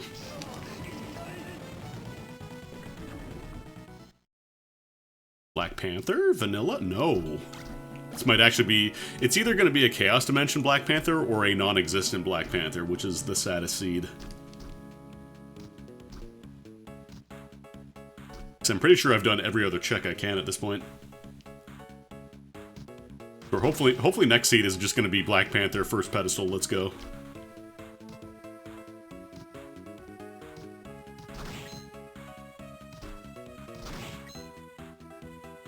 I don't think Black Panther can ever be assigned to like a random enemy spawn, I think. I don't think I've ever gotten that. It's only ever specific bosses that would otherwise cause you to soft lock.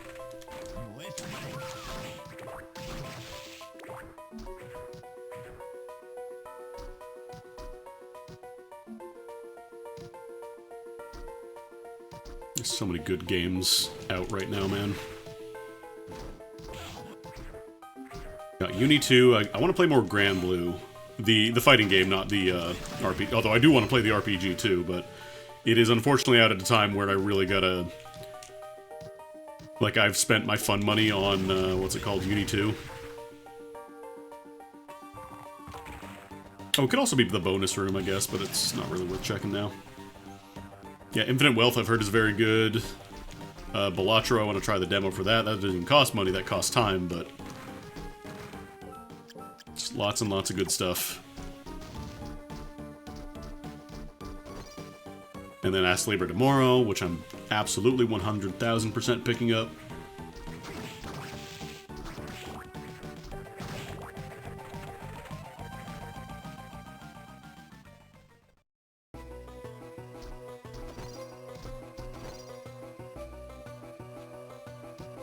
I remember seeing, like, I think a couple months ago, there was like a Balatro tournament where everybody was like trying to get the highest value hand.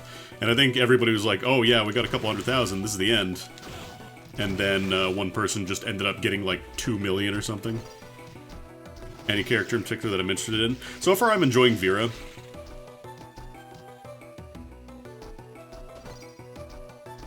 I'm absolutely not enough of a scumbag to learn Nier. The puppet character who just doesn't have any of the downsides of a puppet character. They haven't done a balance patch for that yet, but I imagine as soon as that happens, like, Nier is not getting dumpstered, but hopefully not being top 1 anymore. Because holy shit, Nier is a special kind of broken. And when I say Nier, I'm not talking about 2B, who is going to be added to Grand Blue later on, and it's a little confusing.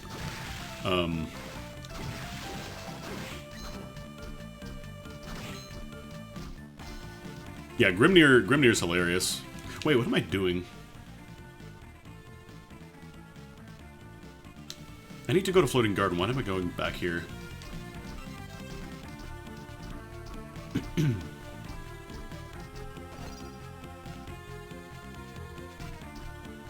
But yeah, Vera, I think she's a really good character. I don't know that she's, like, you know, broken good or anything, but I think she's really solid, and, like, she's got a lot of fun tools.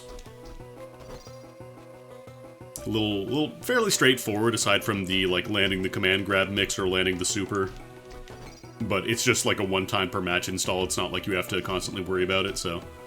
And it's not like Guilty Gear, where you can only do Dragon Install as Kai if you're at, like, 30% health or whatever.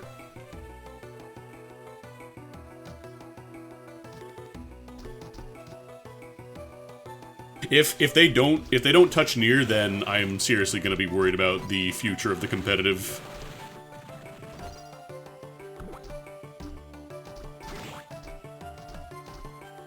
Like, because eventually, if you want to win, you play Nier if you want to win. That's the answer.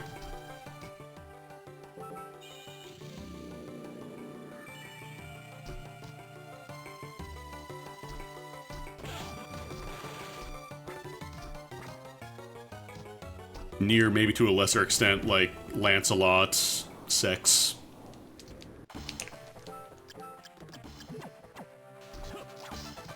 I'm going for Transformation Souls in this fight, it's a little risky. It's officially pronounced like Seox or Seishe, but everybody just calls him Sex. Because he is super cracked. Any character I think that just has like a skip neutral button that also leads into a, like, you know, 4 or 5k damage combo, I think they probably need to be looked at. I think 6XL is maybe a little too good right now.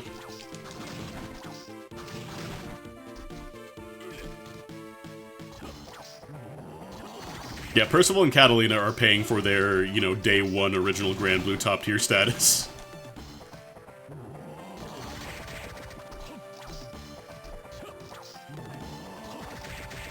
They are unfortunately still kind of stinky.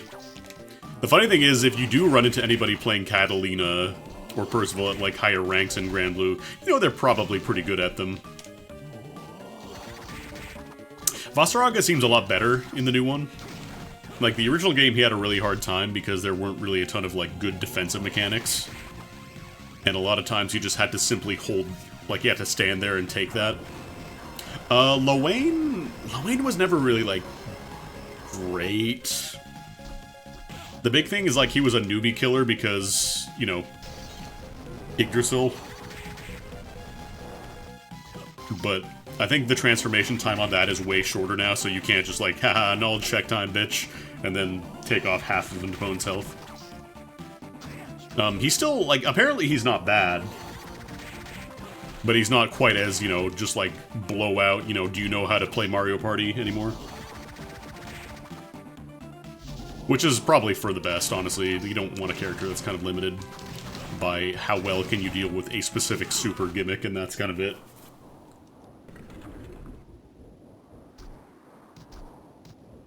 Like, the strategy for fighting Lowain was just get him so you can just combo through the last 30% of his HP so he can't summon Yggdrasil.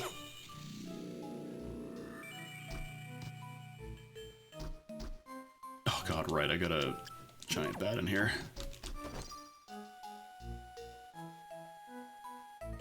But yeah, Lowain was never, like, a top tier or anything like that. He was just very annoying to fight if you didn't know how to deal with the Yggdrasil summon.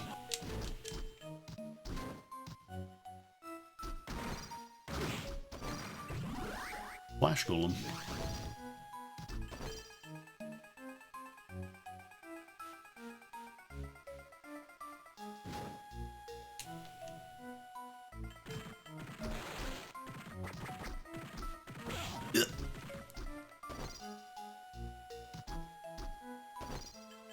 But yeah, so far I'm really liking Vera. He's real good. In Under Night 2, I ended up picking Landrekia. Like, day 1, I was just like, yeah, maybe I'll learn Landrekia. He's pretty cool.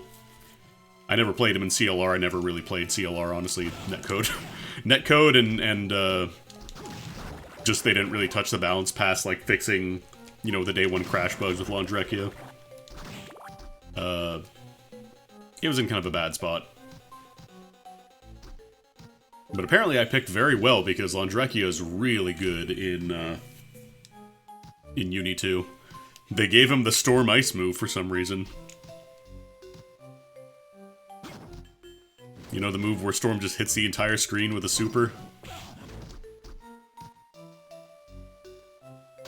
Also, he gets to just carry you across the entire screen. Because his Rekkas are absolutely cracked if you know how to do, like, the dash cancel 6-6B when you land after certain attacks. Just relaunch enemies over and over again, bring them to the corner. Definitely need to drill that more. That's kind of tricky for me still. Doing, like, the dash cancels. Because you can't use the dash macro button in Uni 2 for doing dash cancels, like, after landing. Actually, that'd probably be... No, damn, where... Hippogriff has to be bonus zone, then. Yeah, Landrekia is just really, really good. I think Frosty Faustings, I want to say Landrekia took first. Like, the first Frosty Faustings for Uni 2. Or was that Combo Breaker? I don't remember if it was Frosty Faustings or Combo Breaker. It might have been Combo Breaker.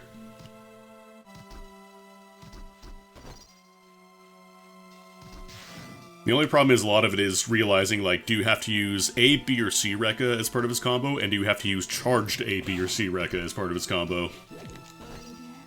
Because functionally his Rekka has 6 different variants based on whether or not you charge them and whether or not you press A, B, or C, so... It'll be a lot to take in, I think, but it'll get there. And if not, honestly, you can just 5B. Oh, please, Landrekia. Soma. I was about to say Landrekia, what are you doing? Just press 5B if you don't know what to do. That poke is stupid. What if you had a poke that comboed into a wall splat? That you could then pick up from almost anywhere on the screen. Because it's real and you can do it, and all you have to do is press 5B, which is just press the B button if you're not familiar with fighting game terminology. 5 just means you don't move the directional pad anywhere. You don't move the stick, it's just you press B. Yeah, this is a Pantherless Seed. Fucked up. Or at least not on the usual route that I would take.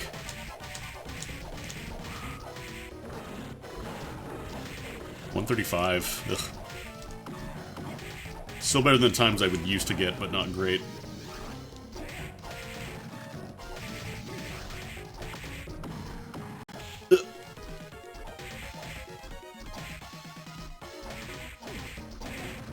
Alright.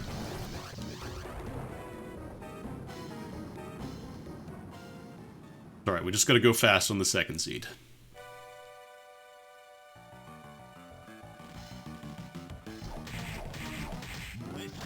Alright, I need to probably equip Curly.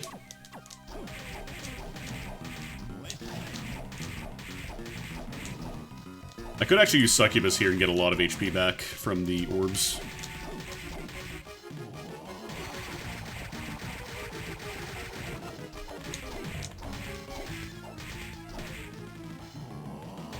I might just be able to go for the core right now, honestly. So I've got the Rune Ring, I've got Transformation Soul. Do I have any Mind-Ups? I do have one. If I had Arc Demon, I could really just go for Transformation Kill, not even bother with the eyes. Oh, thanks. Ugh. I definitely need a stronger weapon for the core itself, though.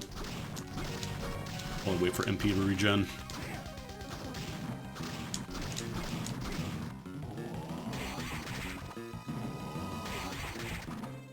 50 damage per hit isn't great, but it's not the worst.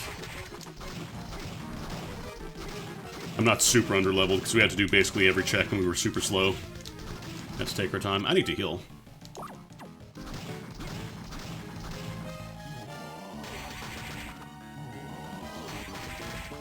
I think I can do one more cycle. Slap the orb for a bit. Orb slaps.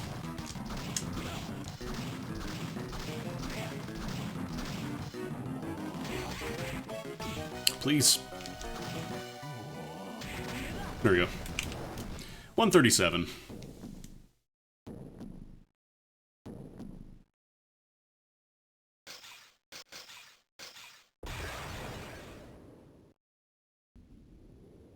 Aside from the lack of Black Panther, that was a pretty good seed. It's just it took forever since I had to go all around. It wasted a lot of time having to walk. Like, I know I could definitely do better on timing, just by, like, optimizing movement, maybe not fighting as much stuff. I probably need to just fight less stuff, honestly, in general. But we got another seed. We'll try again. Just make sure I'm picking the right one. That's 6989, nice. 7011. Just making sure I'm not taking the same seed and rerunning that. Because then there's no point in timing it. Unless you want to have a tournament where everybody runs the same seed over and over, I guess that could be a thing.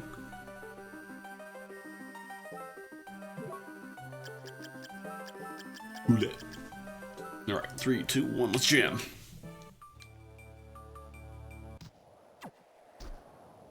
Back to nothing. Yeah, I made sure to put a panther in the first room this time. This is the seed that I planned out myself. No. I was considering doing that one time, but it'd be really hard to actually prove I did it.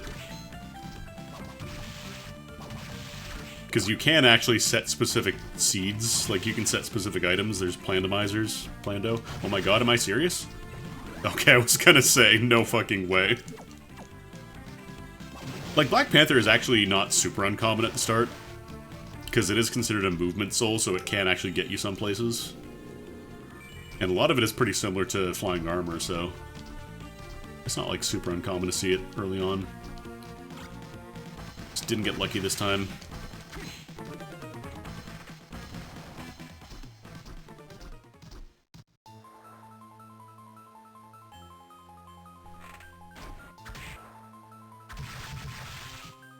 No, if that was Black Panther, I would have shit.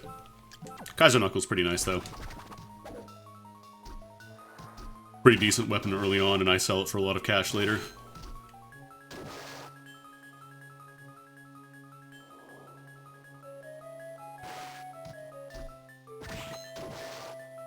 God, too many good games.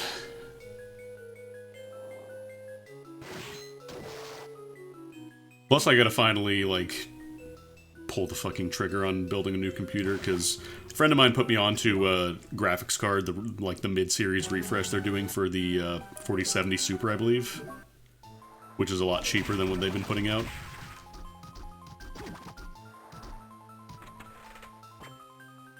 And it is apparently just better than the original stuff that was released at the start of the 4000 line. I just have to... I think once I buy that, I'm kind of just, like, mentally gonna flip the switch, be like, okay, I have to buy the rest of the parts now.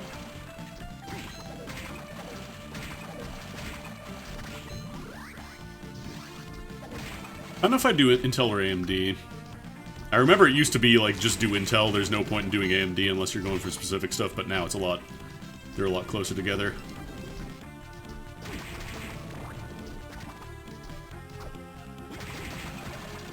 I can't even get up there yet, I don't have double jump.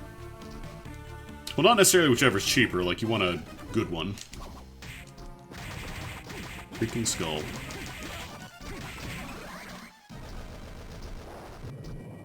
Apparently overclocking is, like, even simpler now, and it was pretty simple when I built this thing 10 years ago, actually.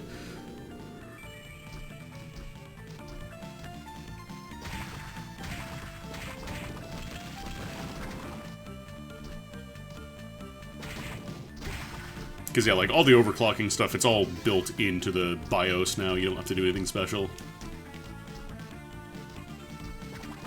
Like, it depends on the game. Because certain games, they'll be, like, more GPU-bound. Certain games will be more CPU-bound based on the games. I feel like a lot of games have been more CPU-bound recently, although I could be wrong. Like, obviously, if you're going for full ray tracing, RTX, all that stuff. I never went to the bottom, actually. If you want to go full ray tracing, RTX, and all that stuff, yeah, you're going to need a good video card, but CPU is also a lot more important these days, I think.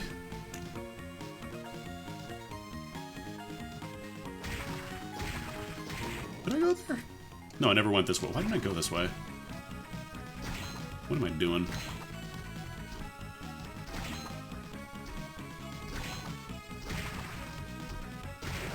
Problem is then if I want to, you know, do a new computer, I'd also want a new, like, monitor setup because the monitor I'm using is still only, like, 59 point something hertz.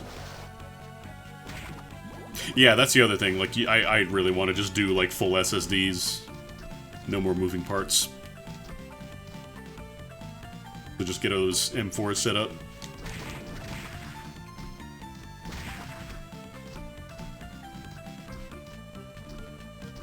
Because especially with games now being, you know, fucking 100 gigs plus. Okay. Thank you for the follow.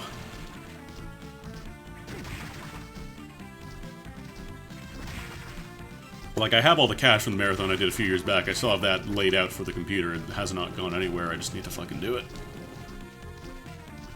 Probably, honestly, now probably is the time just because the graphics card refresh has happened, so... I won't be spending as stupid of a cost on it, like it's kind of settled down.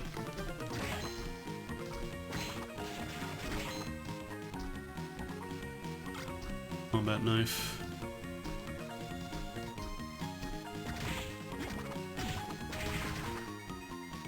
The problem is if I wanted to have somebody build it for me, that shit's super expensive. And it's not that I don't know how to build it, it's just kind of a pain in the ass.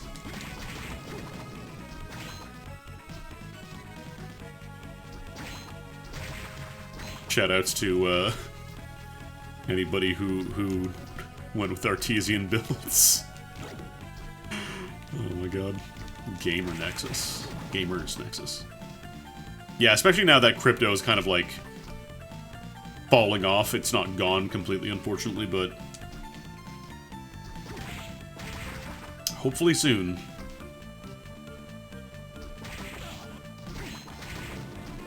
Still can't believe that one fucking Star-Lord nerd destroyed his entire company.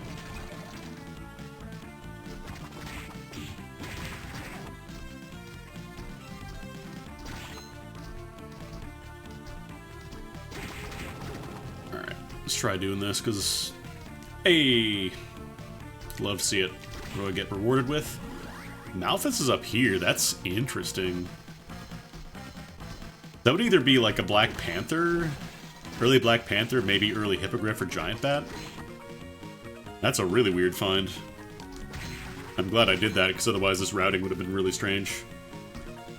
Well, Ty had Artesian builds before, like, all the shit went down, but, like, he got a good deal with them, from what I understand. It wasn't just, like, the shitty, referral thing that everybody they were trying to get everybody with. I know they tried to do... just like, we'll give you a referral link and you have to put ads on your channel and you get a portion of however much it was, and the portion was absolutely pathetic. It was something like, God, what was it? I tried to negotiate with them, but they just were not willing to compromise, so I'm like, yeah, no, my stream's not worth that much.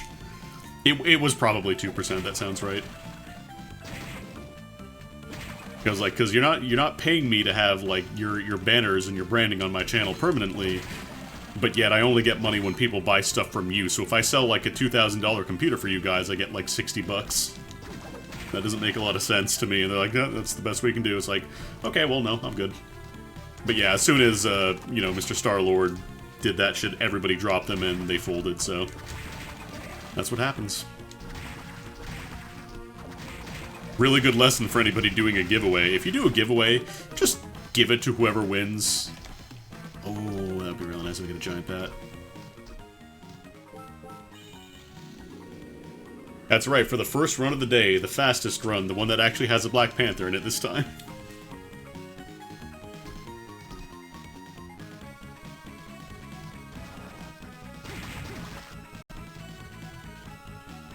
Like, the best part is, if he would have just done the giveaway, if he would have just given out the PC, and not gone with the whole, let me check your socials to make sure you're giving us enough traffic and follows, like, you make more than that. You can afford that. Or you made more than that, I should say.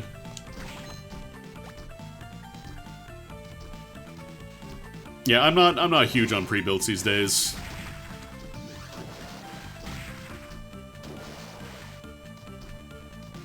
Just because on top of, you know, getting only what they offer, maybe you can get a couple customizations here and there.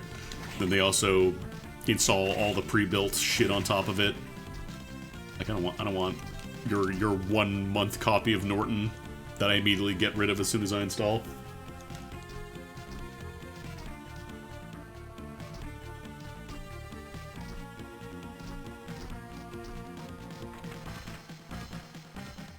I still have the DM from Artesian in my Twitter inbox to remind me of the bullet that I dodged.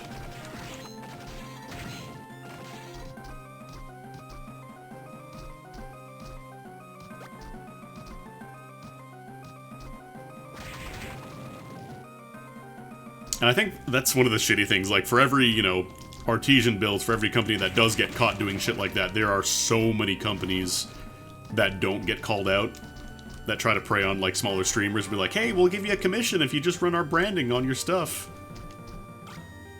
All you have to do is run, you know, 5 ads during your break, and we'll give you 5% of, up to, like, $60. I don't know, some bullshit like that.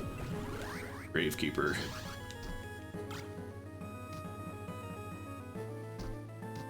Because a lot of, you know, beginning streamers, they see an offer from a company and think, oh man, I finally made it.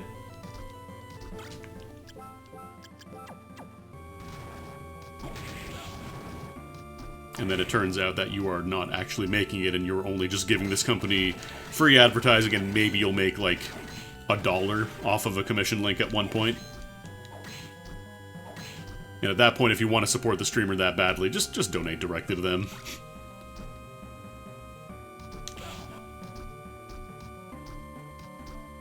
They will get much more out of that compared to... Like, unless you're already going to be buying a product or service that they are advertising already, just support them directly. It's the best way to do it.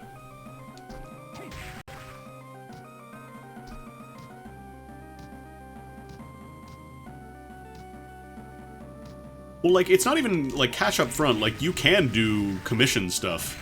It's just that you have to make sure you're getting a fair deal.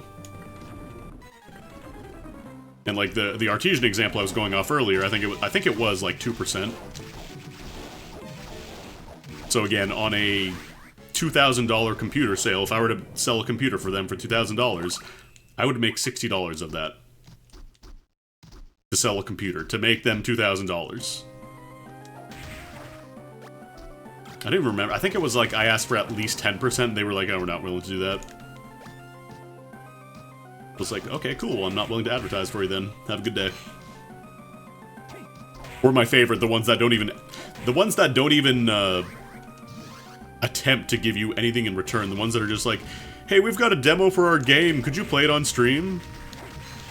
It's like, okay, are you gonna give me a key for the full game? No. But do you want to play it? Not really. Unless I was already interested in the game to begin with, I don't think I really want to stream your game that I've never heard of before. Like, people seem to think that your time isn't worth anything. But, like, no, demand better. At the very least, if you're not gonna even give me a key for the game that you want me to advertise, then don't waste my time. I got one recently that was like, oh, we got a collaboration opportunity! And the opportunity is, you play the demo of the game we have coming out. And that was the opportunity. They didn't even offer to, like, attempt to do, like, oh, we'll promote your stream, we'll give you a retweet. Nothing, not even that. Just play our game. Thanks, bye.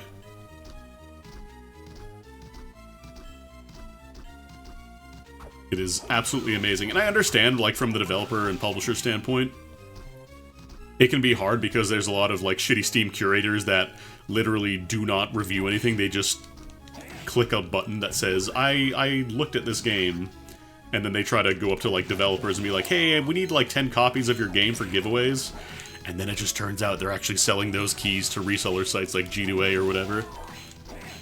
Like Game2Ass.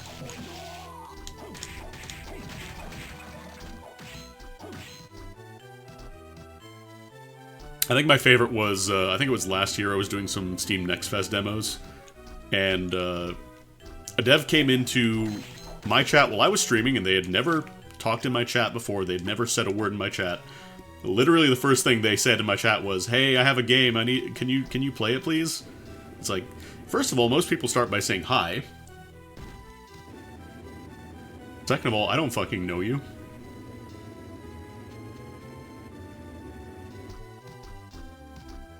Why in the hell should I give you the time of day if all you want to do is try and get me to promote your stuff? I don't even remember the name of that game. Might be on one of my VODs somewhere, but yeah. Just immediately ensured that I would never touch that game. And I get it, promoting is hard. Getting the word out about your game is really difficult, but like, you at least send the streamer an email or a DM saying, "Hey, I've got this game that I thought you might be interested in. I wonder if you wanted a copy of it to check out on your stream." That's how you do it. At the very least, just give them a copy of the game if you want to play it. Don't be like, "Hey, I have a demo." Because what are you giving the person that anybody else can't get already for free?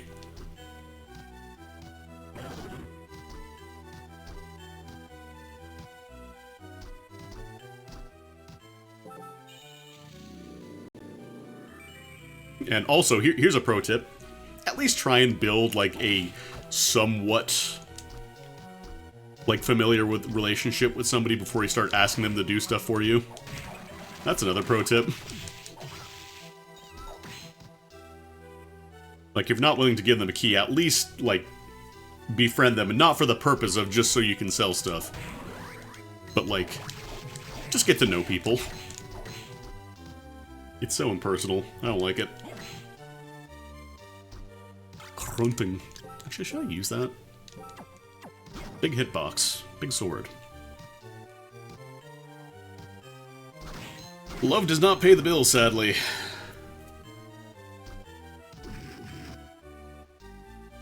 Demos do not pay the bills, love does not pay the bills, exposure does not pay the bills. Money pays the bills. Oh, Black Panther does exist, hell yeah. Hell yeah, gamers. I guess I'll just throw on Scylla. It only took 45 minutes, but we finally got a Black Panther seed. Actually, an hour and 45 minutes, excuse me. Yeah, exposure can pay the bills if you have like an OnlyFans or something, but like, do I have any better bullet souls? Siren? No.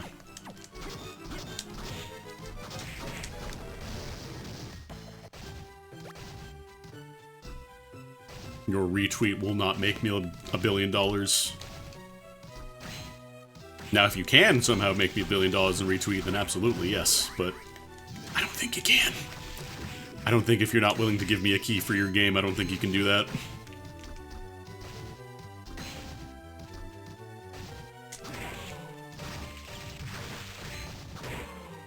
Oh, I hate being cursed after I get Black Panther. No, my run juice, no. I need that to run.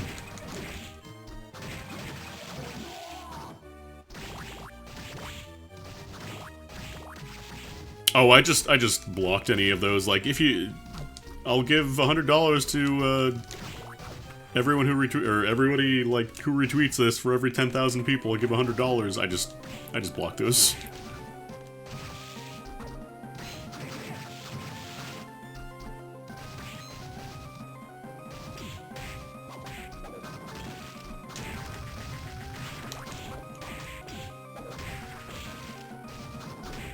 Yes, we need to give the guy who has the most exposure on YouTube even more exposure.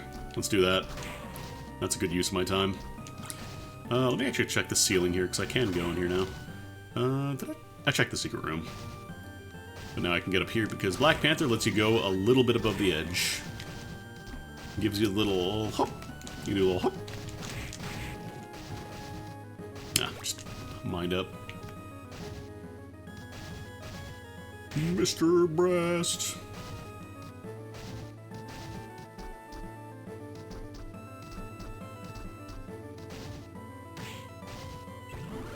Skyfish. Sorry, Skyfish, you're a blue soul, and my blue soul spot is officially filled for the rest of the run. Unless I need Giant Bat for something, which I do have Dracula's Tunic sitting there.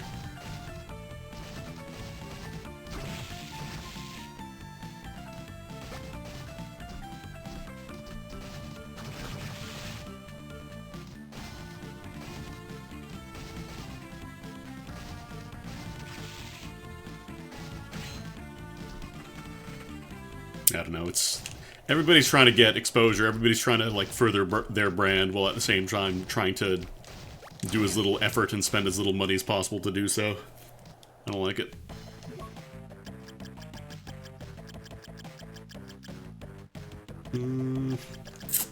Could sell Kaiser Knuckle. It's 15k. What else do you have? Yeah, I'll sell a Kaiser Knuckle for a Levitine this early. That's worth it.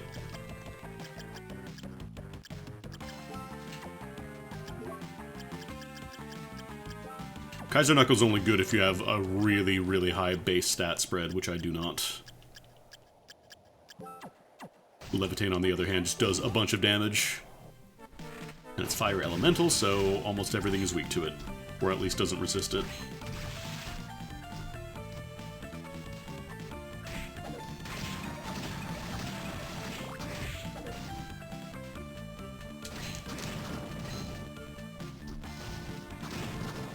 You know, Levitine works fine on Julius. You're thinking of Cleave Salish. Julius resists Holy, so that's like the one boss fight you don't want to use Cleave Salish on.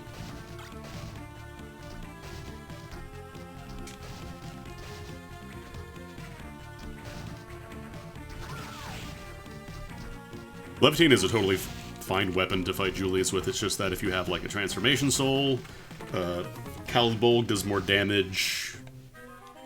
Not as easy to hit with, but still good. Final Sword is great if you have that. Just that Calibulg, I think you can buy it in vanilla. Or it's really easy to get in vanilla by the time you go to Julius, so it is the preferred weapon if you don't have anything else.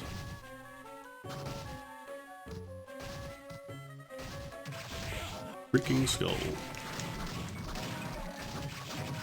I shouldn't be sticking around killing enemies. That's one thing I gotta get better at.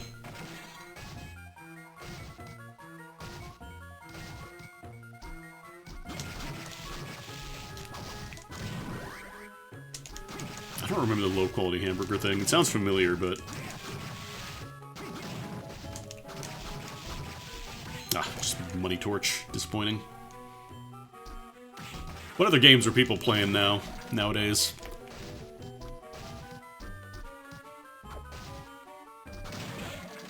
I know Yakuza's a big one. People have been playing Pal World, Grand Blue Relink, you know, Uni 2, Grand Blue Versus, Tekken 8. A lot of good stuff.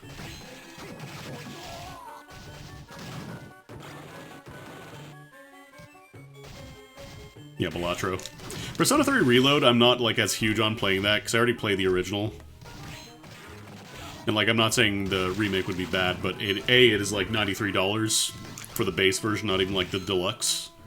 And B, it's like, I know how it goes, unless they're significantly changing the plot, which I don't think they're gonna do. That would kind of, you know, ruin it. Lords of Exile? What is that?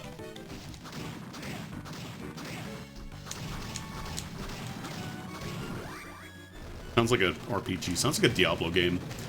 I guess because it has Exile, it makes me think Path of Exile. Gun? Oh yeah, I've heard people really like Helldivers too. Oh yeah, the FF7 remake, the new one, the demo's out, isn't it?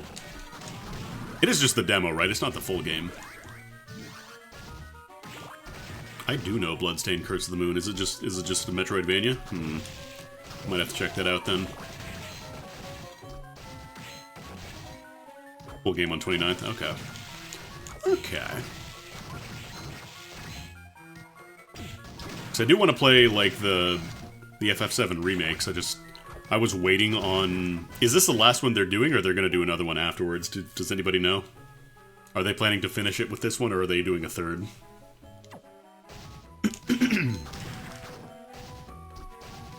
Oh, there is going to be a third? Maybe I continue to wait then.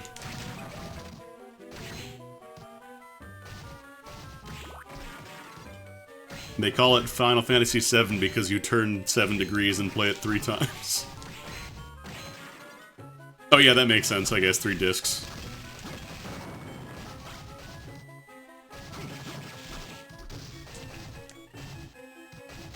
Yeah, Persona 3, I really like the original. I think it is one of the better games in terms of, like, balancing the mass appeal of the later games with the difficulty of the earlier SMT games. I was about to say, is that Cleave Salish? Just Valmon Way. Just Valmon Way. Not a bad find, but it's not incredible. Valmon Way's kind of weak.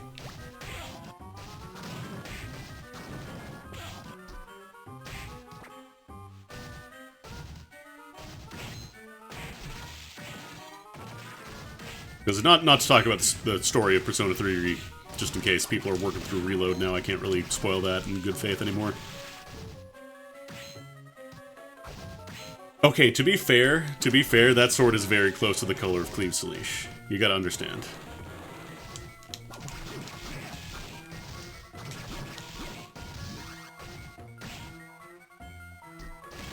Yeah, I've heard the story is different in the remake for FF7. Do I have Kicker? No, I don't. Getting some Persona 5 vibes from this Gaelic Sword of Legend. Anybody else or just me?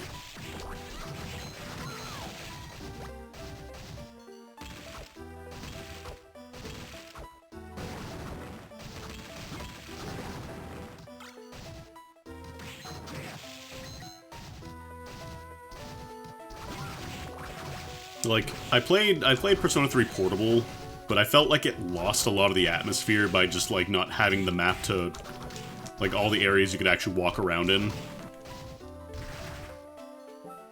Because that's kind of, I think it's kind of important to, like, the story of Persona 3, like, as the game progresses, the seasons start changing and the music starts changing around the area. You lose a lot of that with just the static images in Persona 3 Portable.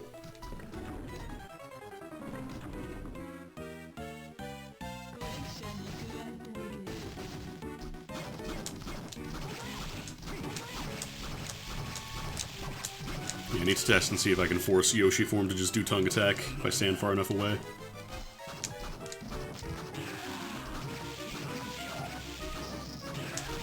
Battleborn is increasingly complex styles, generally marked by intricate, propulsive rhythms, polyphonic ensemble playing, improvisatory, virtuosic solos, melodic freedom, and a harmonic idiom ranging from simple diatonicism, chromaticism, and atonality, plus epic Battleborn heroes.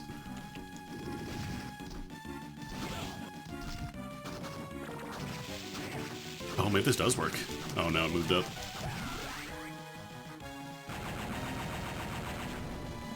I mean, Cleave Salish is a pretty common thing in a lot of media. Like, I'm pretty sure there are a couple of different Cleave Salishes in Grand Blue at this point. It's Charlotta's weapon.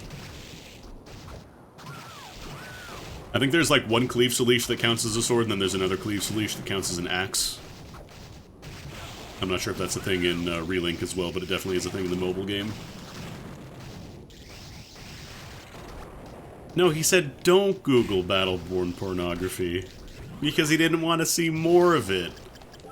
He didn't want you to go to the subreddit where they were sharing all the Battleborn pornography. He said not to do it. So don't do it.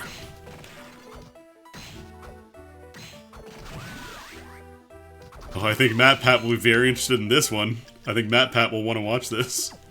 I can't believe he finally did a fucking video on Hello Neighbor. His final fucking swan song is he looked at Hello Neighbor. Should I get the elf robe? What am I using now? Fire armor? Nah. Ow.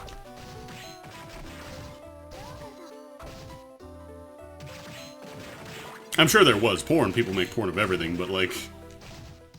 Yeah, it was very clearly like, you want to see a magic trick?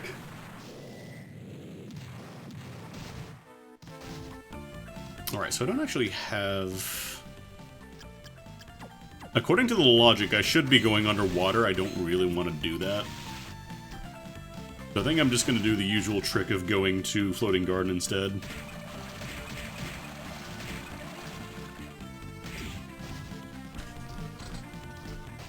Oh,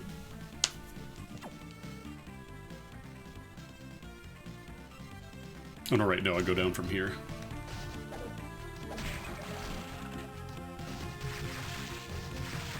Yeah, honestly, Gunfire Reborn is great. I need to play more of that. Apparently they have, like a season thing now, which I'm not sure I'm a huge fan of.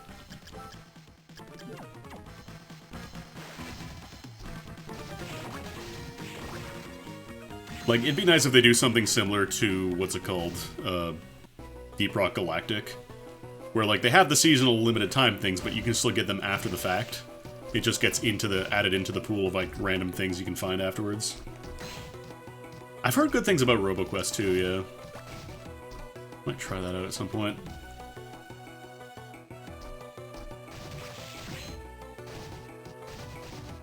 Actually, can I make it up here?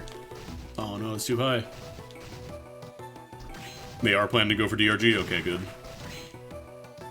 Because yeah, that's probably, I think, the best compromise between, like, just having FOMO but still doing seasonal things. Because, like, you do need to encourage people to keep playing the game. Like, jump back in every now and then. You can't just have, you know, the base game and then be like, alright, that's it. If you want to add new stuff.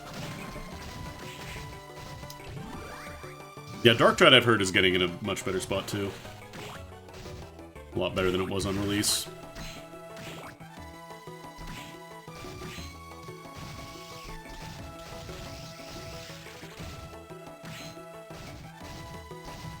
Is that the famous blade known as Graham? That is the famous blade known as Graham. Couldn't tell if it was a broadsword or the famous blade known as Graham, but it was in fact the famous blade known as Graham.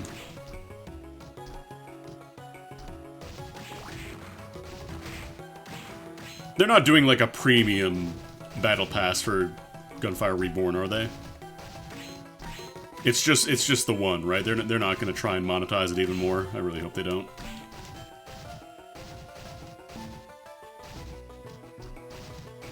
They're not, okay, good. Well, as long as they're not going for, like, premium battle pass shit, because I hate that so much.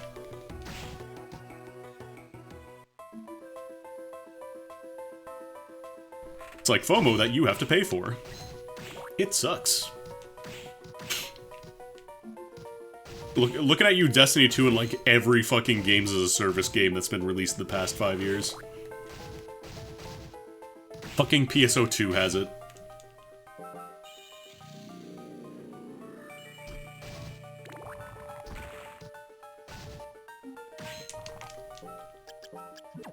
So only have 3 yellow souls.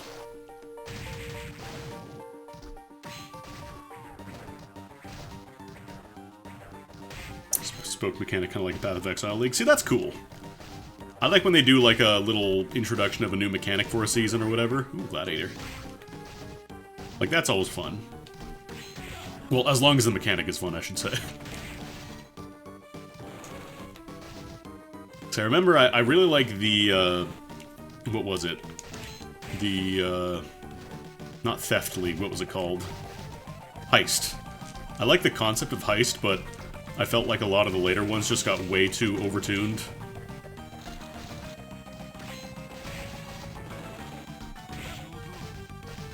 A lot of times it would feel like I, you know, went into a room, then as soon as you do the escape sequence, there is a murder elite that will just melt you if you don't have a build ready to go.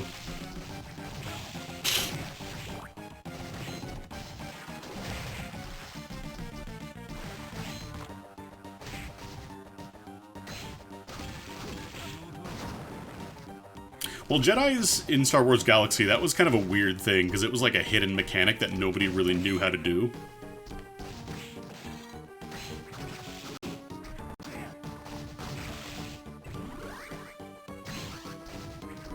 It just kind of got like, somebody discovered it one day, I don't know how long it was actually in the game. Although that was before people were data mining as hard.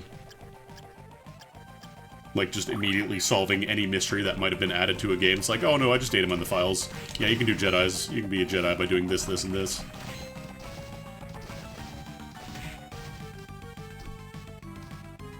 Also now, because people would just basically demand, like, if I can't be a Jedi, I'm refunding my thing.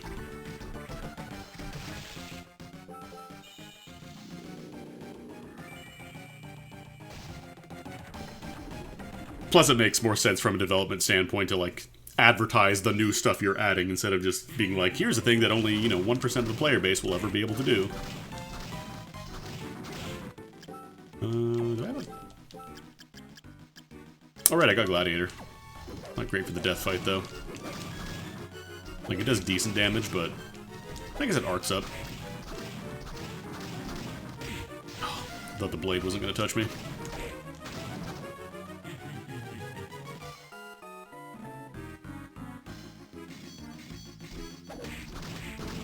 But yeah, that's the other thing with Star Wars Galaxy, is it added kind of like a have versus have not thing.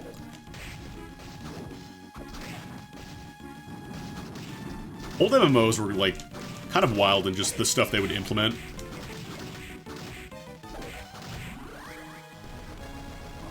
Like, people complain about theme park MMOs these days and being like, oh, all they do is funnel you between set pieces and you do all these dungeons and it's super easy.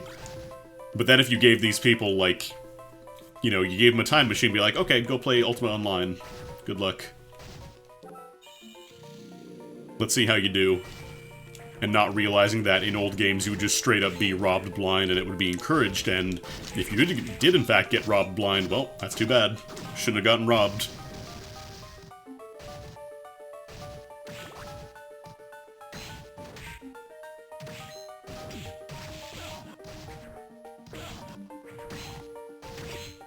Or, I guess Eve is still kind of like the last holdout of that era of MMOs, and like, just allowing you straight up to just take whatever you want, if you can.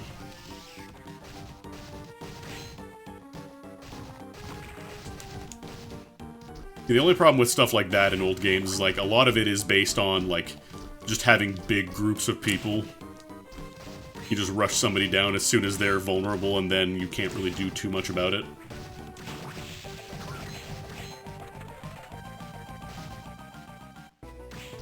Actually, I should have gone out the other exit. Oh well.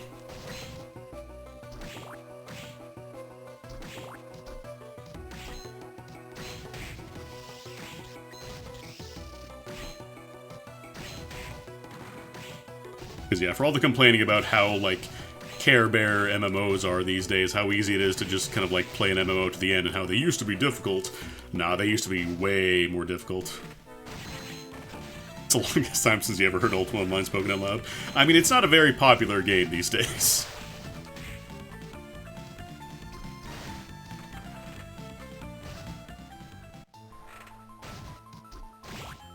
It's not even that they were bad games, it's just that they were a lot more, like, unforgiving. Like, oh, you've been leveling for 3 hours and you died? Cool, you just lost that 3 hours of progress.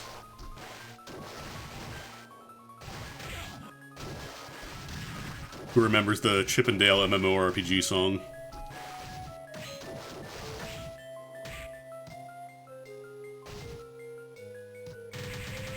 Oh, what are these souls, actually? Let me see. Of course, now I don't get any soul drops.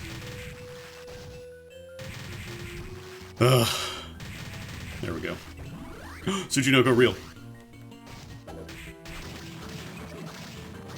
Like, yeah, they're still the survival games, but the expectation is, like, that is what the game is designed around, like, from the beginning.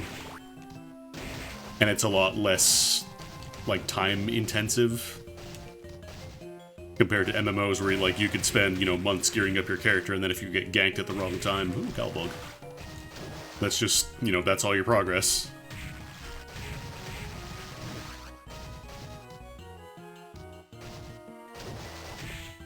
Well, the problem with Ragnarok Online is it wasn't that it was really for, it wasn't like it was a better game, it's just that you had to grind way fucking more in that game. Ragnarok was just a nightmare of a grind.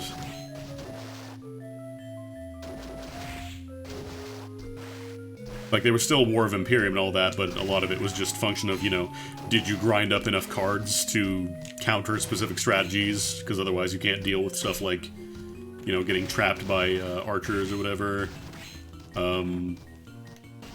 Certain attacks would just melt you if you didn't have the right card to deal with it.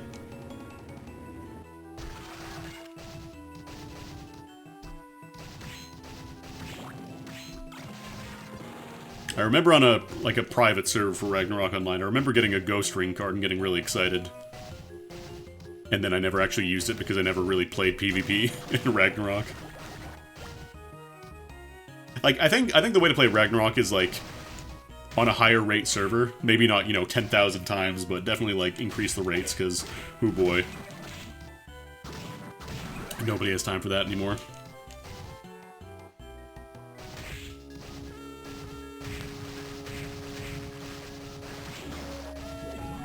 Hippogriff. Nice.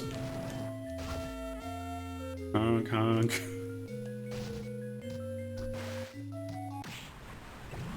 And there's Kicker. I think I mentioned this the other day, but a couple of friends and I, we actually played EverQuest. Like, actual, just normal, vanilla EverQuest.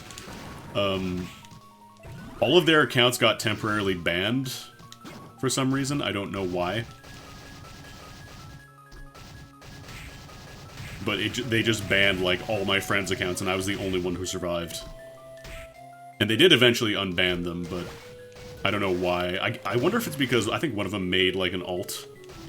Just, like, multi-box. Because I think you're allowed to multi-box in EverQuest now.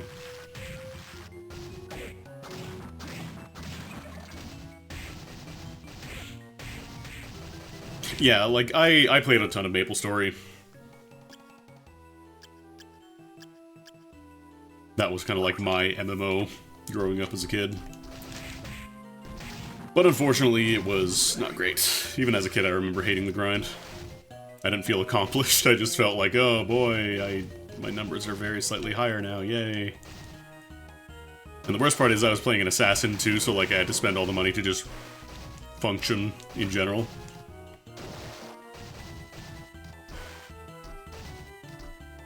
Yeah, exactly. When you're a kid and you have infinite time, for number going up means fun. It's way different. Like, RuneScape, I can definitely see why, because it was a lot more in-depth. Like, it had the global economy stuff. Like, I could see why people get into that, and I could see myself getting into that if I had membership, honestly, but I just don't want to commit to that.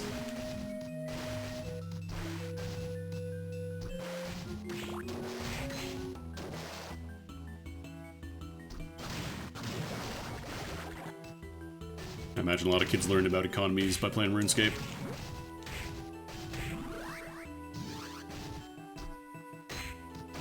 I was mentioning how, the other day when I played it, I was mentioning how I think I was looking up how long it would take to actually get membership for quote-unquote free by just playing on a free-to-play account and doing, like, the most profitable money-making methods, which I think were, like, high-alking and selling rune equipment, like smithing rune.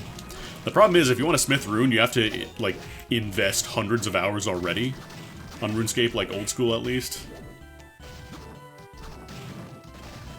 Because, oh boy, I don't know if anybody here played old school RuneScape, but leveling up smithing in that game was a nightmare. I know the newer one, they did an overhaul to mining and smithing, so it was actually, like, doable by humans who didn't have, you know, 200 free hours of spare time per week.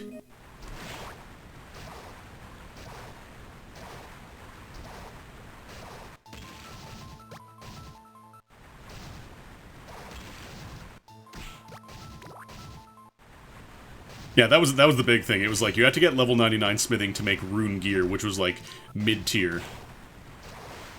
Like, the game had progressed far beyond rune equipment from, I want to say, like, the mid-2000s. On release it made sense, because yeah, that was the best thing in the game. Of course, you didn't want people... Actually, you can't get in here. You didn't want people making the best stuff in the game and just controlling the market right from the get-go, but then, at the same time, they didn't introduce anything really new to do with it. RuneScape 3 at least had some other things, and I think Old School eventually added some new stuff in as well.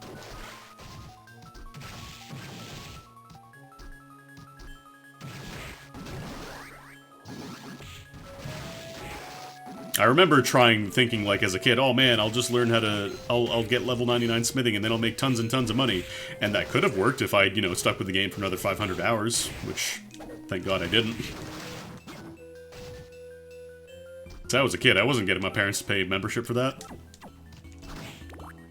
I need a higher swinging sword. I think only Kiri can hit.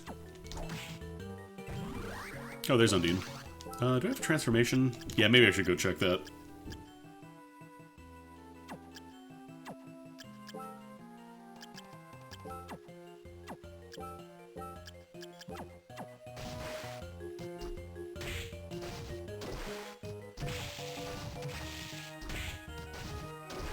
Yeah, expecting your parents to pay monthly for a game that you don't even own. Like, it's not even like you get to keep the game, it's once you stop paying, you just stop being a member.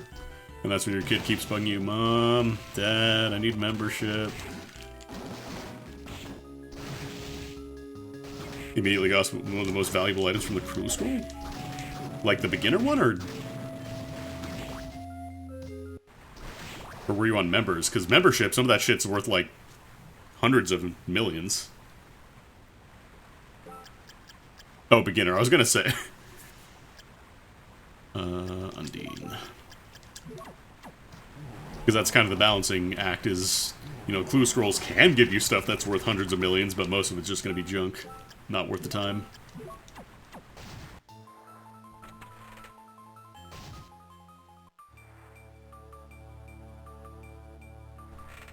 Special teleport for 100k. That's not like a ton in terms of like old school RuneScape economy. And even less so if you're playing the new RuneScape. The new one, like, inflation has just gone off the charts.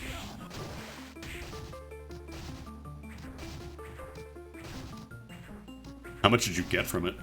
What even is the most valuable thing from a beginner scroll? Or from a beginner clue?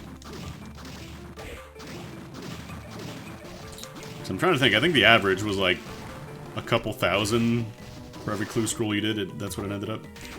She was worth 1.3 mil. Goddamn. Good stuff. That's pretty nice as a new player.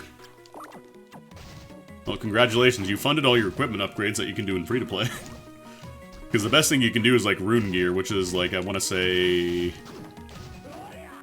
probably around like maybe 100k for the whole set. At least for melee. Range I don't think is as expensive, because there's nothing really great for range stuff in free-to-play.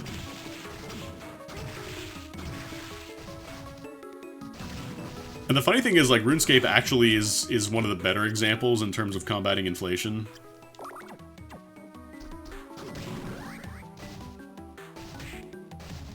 Because there are lots of ways for items to exit the economy.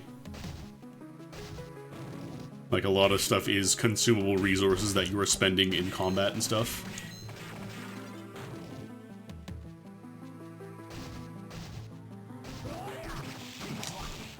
Yeah, don't bother with Gilded Armor. Gilded Armor is not worth your time. Do I have all the books yet? No, I think I have... Oh no, I do have them all. Oh wow, Vanilla Wing Skeleton, jeez. I want to say that might be Great Armor. Yeah, that's Great Armor, and then this one is... Gorgon? Okay, yeah, that's Gorgon, so... Wing Skeleton, Gorgon, and Great Armor. I think we might be okay. Yeah, this Great Armor, we definitely have Wing Skeleton.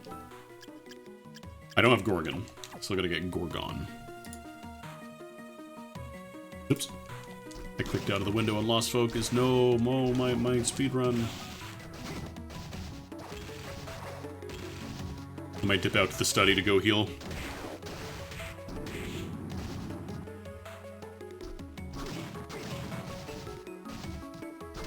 Because I don't like being poisoned and down here and underwater.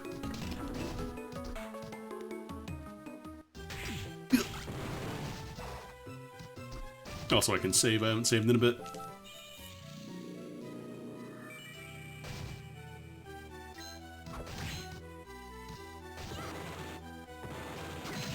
Like, I remember PSO2, the economy got, like, way out of whack.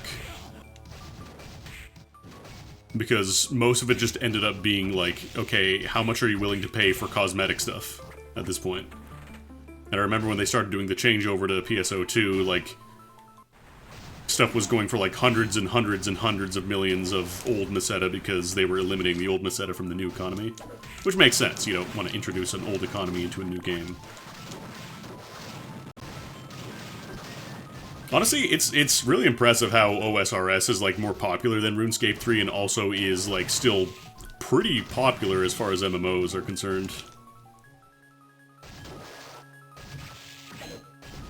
Like, I've seen lots of MMOs just fail after a year, if that. But OSRS has technically only been going for about a decade. I think it's when they introduced the old school servers. I know it was based off the servers from 2007, but they migrated all those over to RS3. Actually, let me go here first. I was gonna say, if I can just find... what's his name? Just find Gorgon right here, we're good.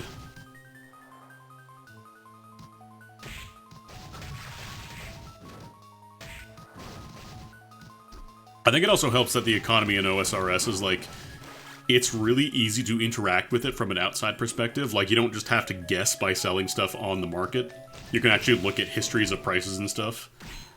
Like, there's all the official wikis that show you how much this item ran for in, like, you know, 2019, 2020.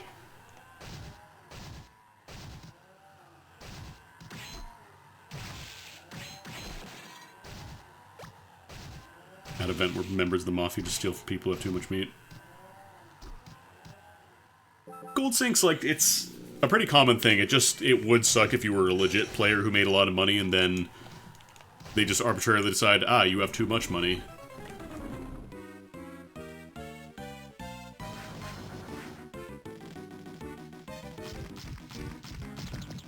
My favorite was, I think, Diablo 2, where everybody duped the Stone of Jordan so much that they were just like, we're introducing a new event where you can fight Diablo clones and get the best gear in the game, but you have to sell Stones of Jordan to trigger it, and we're not going to tell you how many you need to sell.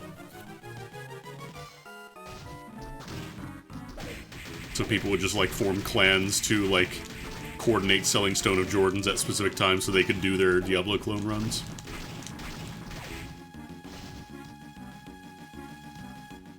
Like, I know EVE has a similar, like, heavy economy focus, but I don't know that there's... is it as easy to access outside of the game as it is inside?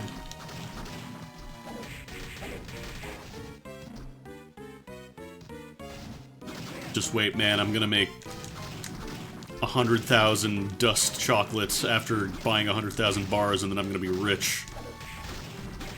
And it's only gonna take 48 hours of real time to do. And then I'll buy membership, and then you'll be sorry.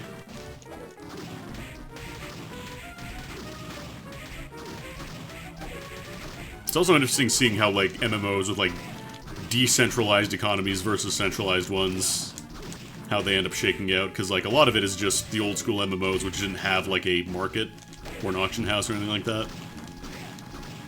There was no good way to tell how much something was worth, so you just had to hope that, like, you know, if you were saying, I'm selling, you know, I'm selling ham boots for 1,000 gold, because maybe you saw somebody else sell it for that and you thought that was a good deal for it. Supply and demand. The problem with the hat economy is that's based off of real-world money.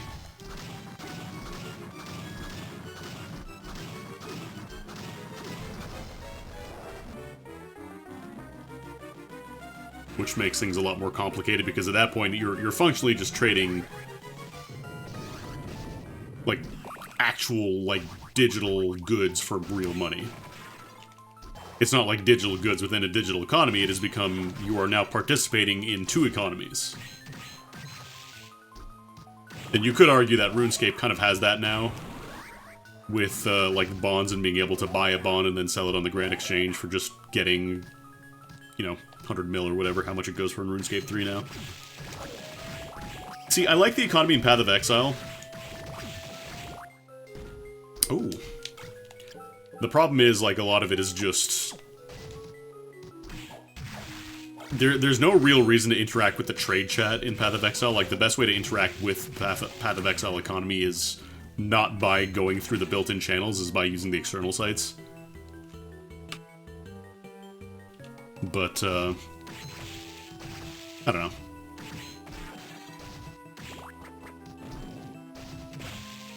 It is neat that there is, like, value to almost everything you find, rather than Diablo 2, where it was like, you know, if it's not a high rune or a good unique or whatever, it's functionally worthless.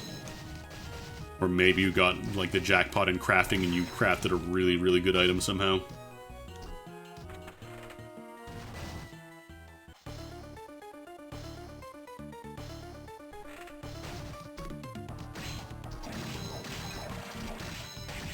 Because every now and then I'll see, like, one of those videos where it's like, I made a $1 billion in RuneScape starting from nothing, but then it's also like, okay, but you're also using your level 99 character, you're just not giving them any equipment, which changes things significantly.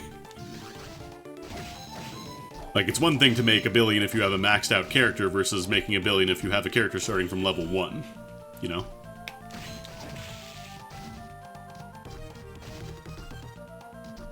Because you don't have to deal with the slog of fighting a skeleton and missing half of your hits. Because that's just how early game RuneScape is.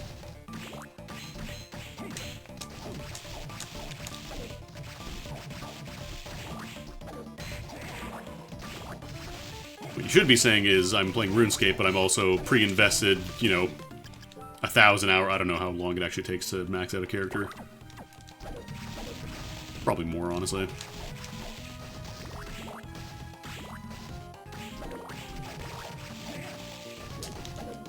Pre-invest all that time and be like, okay, I'm starting from scratch. No, you're not. It's also funny how, like, absolutely nobody makes guides for, like, free-to-play because there's no point. It is by design. They don't want free-to-play players making too much money because otherwise they will break the economy. Botting will happen. Botting does happen.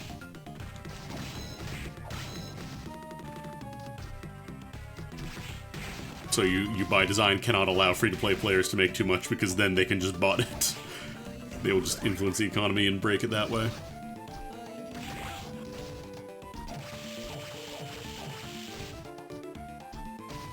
What I'm saying is balancing a game is hard.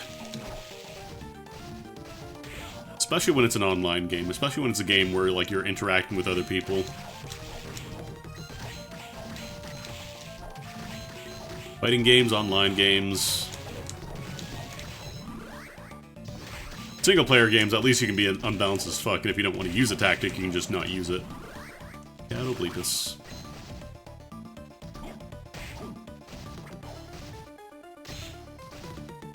Oh no, it's easily, like, months, unless you're playing, like, 24/7. Which you cannot.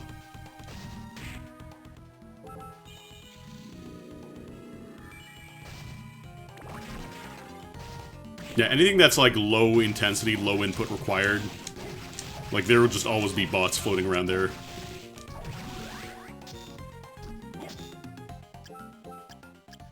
There's no real way around it, unfortunately.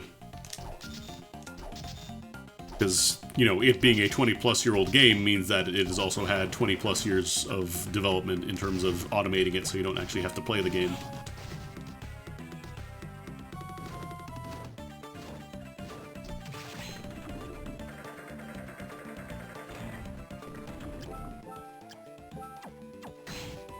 I don't actually have a giant bat, do I? Oh my god. I always forget. Those two come to formation above, not below.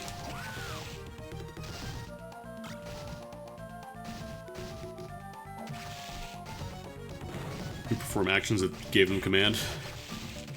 Computer, give me $100 billion, please. Yeah, I don't have giant bat, do I?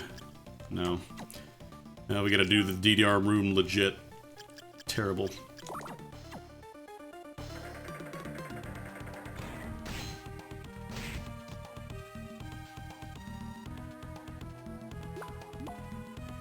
Yeah, I think my favorite part is there were bots running in the wilderness. Which is, if you're not familiar with RuneScape, is kind of like the open PvP area of the game where it is accepted that if you enter there, you can lose whatever you have on you at the time. So you are taking a risk by going in there, but in exchange, there are better opportunities for, like, making money and getting items. So people just decided, let's just run bots here, and it turns out it's really easy to kill them. Just as long as you find a bot and not an actual player, because holy shit. I've looked at, like, high-level PvP in RuneScape, and it is just incomprehensible. Like, you have to equip an entire set of gear before a server tick rolls over, so that way, like, it doesn't interrupt your attack. It's weird.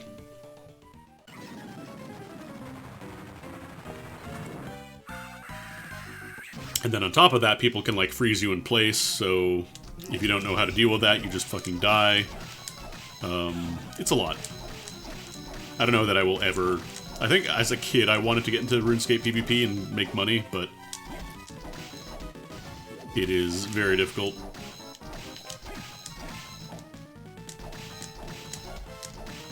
I mean, people still play video games for fun. I think it'd be interesting to look at the economy and, like, try to make money in an online game like that. I think it'd be neat.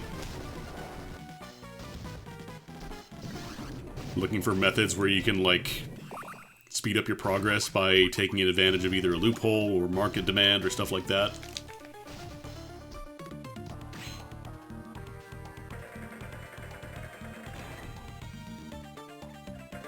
Some people just like clicking on rocks that change color every few seconds for hundreds of hours. Some people like killing other people.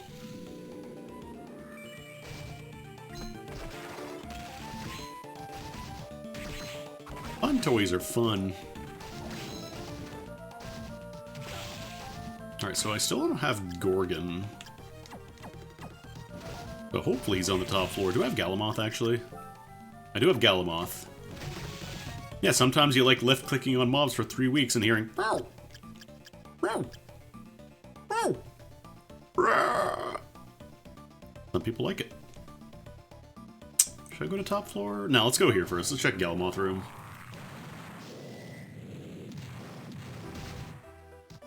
Yeah, sometimes you like growing flowers and then picking them, and then either selling them or giving them to a lady or a fella that you like.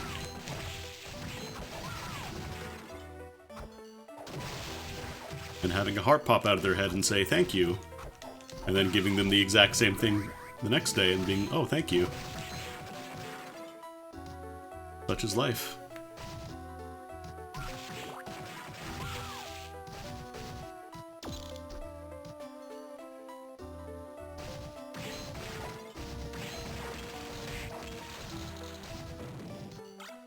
I thought it was another Cleave Salish for a second. Getting kind of Cleave Salish vibes from this Rahab sword. Anybody else? Oh, I never checked the ceiling down there. I should probably go do that real quick.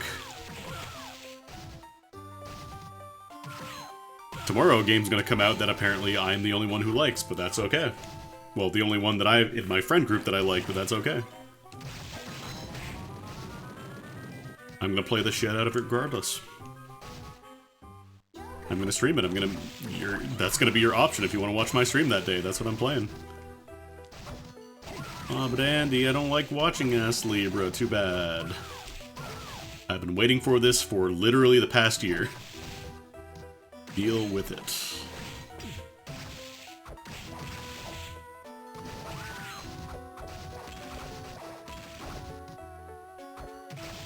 You are in my domain. You are accepting that you will be exposed to Astlibra at some point.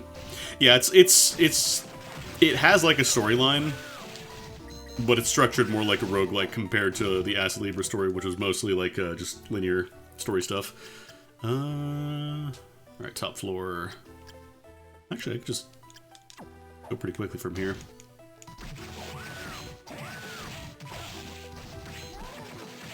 I'm gonna do attacks, and then I'm gonna cancel them into spells. And then I'm gonna find new gear and new spells, and new attacks, and do the entire thing all over again, and it's gonna be great.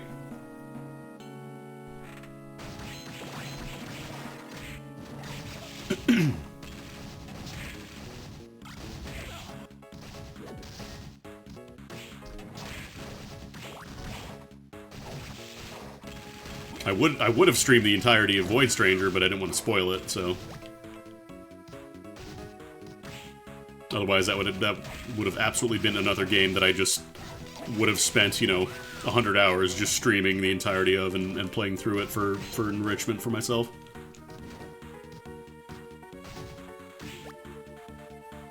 It's one of those games where even, like, showing a bit of the end game or anything that you haven't been to yet can potentially ruin it for somebody who hasn't played. And I know people have different opinions on spoilers, like what counts as a spoiler, what doesn't, but I'd rather just err on the side of caution.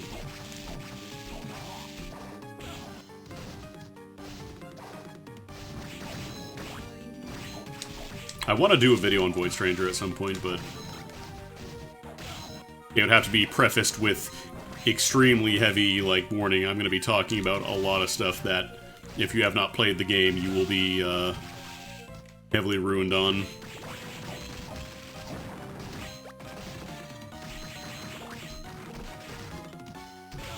But I've wanted to do a couple videos for a while, and I haven't actually done them yet, so I need to actually sit down and fucking do it.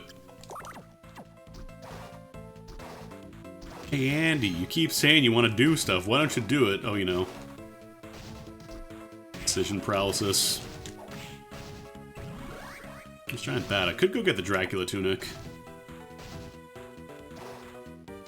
Don't want to do it.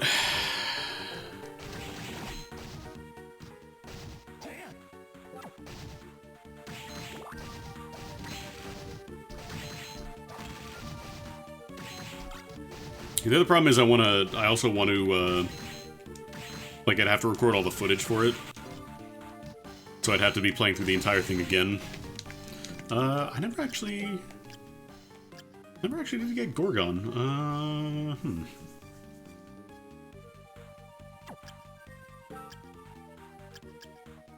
Because we have great armor, we have winged skeleton, we just need Gorgon. Gorgon. Where would that be?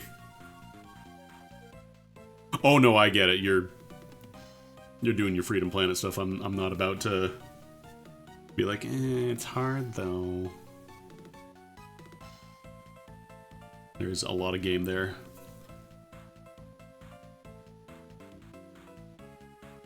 Where would the Gorgon Soul be? Where's the Gorgonzola? It'd be a yellow soul.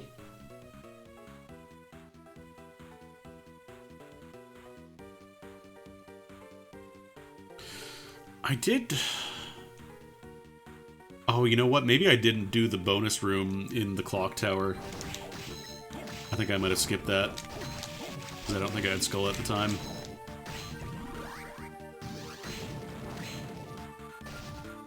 I just wish I had infinite time. I guess that's what I want. Because there's a lot of fucking things I gotta do, man.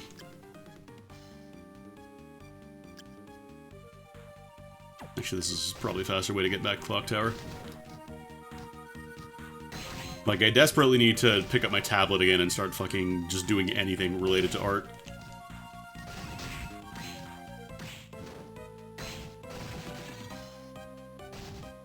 Because it's not even an excuse that, oh, I don't have the tools I need for it. I absolutely have the tools I need for it now. And I started doing it for a bit, and then I got sick, and then I got really busy with other stuff, so it kind of went by the wayside, and now I have to restart the habit. Haven't touched your tablet in 2 weeks? Better than me. Touch the tablet, please. Touch the slab.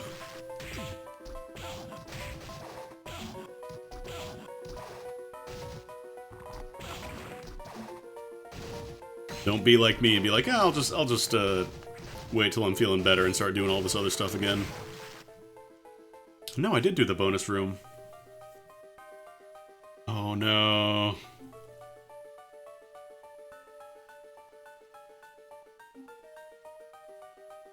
Where's Gorgon?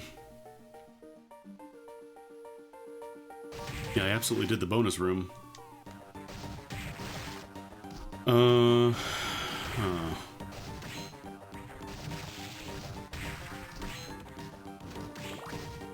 Return the slab. Actually, there's another game I gotta play more of, Disgaea 7. They patched it so it actually doesn't chug up my computer anymore, because it used to have an issue where, like, certain machines, like certain setups, specifically mine for some reason, would just hang the shit up whenever it would load a new model. So, like, if you remember when I streamed it, sometimes it would just hiccup for like 10 seconds when I loaded a character in. And that happened a lot. And it turns out that was just an issue with my specific setup. Oh god, where would it be? Oh, you know what? It might be in the ceiling down here. I never checked that. Might be down here. First chapter of your comic made in January, now it's February. Get on it. You still got 11 more months.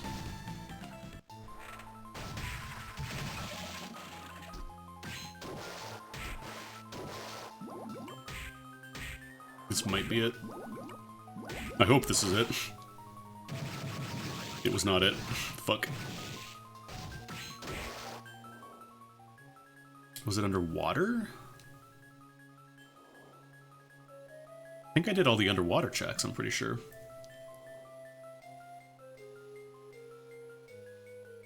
Yeah, I don't think I'm missing anything there. We did Forbidden Zone. We checked the ceiling of Chapel.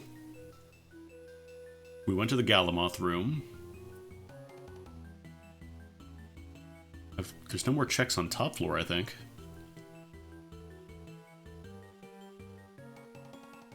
Did I miss a check in top floor? I'm pretty sure I didn't. There's nothing else in servants' quarters. In the study, I should say.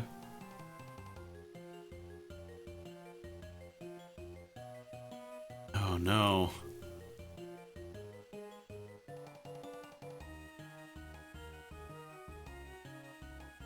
I need a brain blast, like, right now.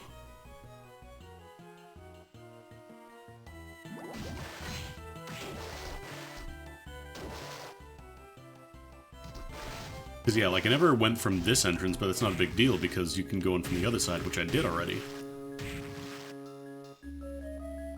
It is Gorgon, right? An ox-like creature with hardened skin. Yeah, that's Gorgon. That's the only thing that starts with an ox-like creature.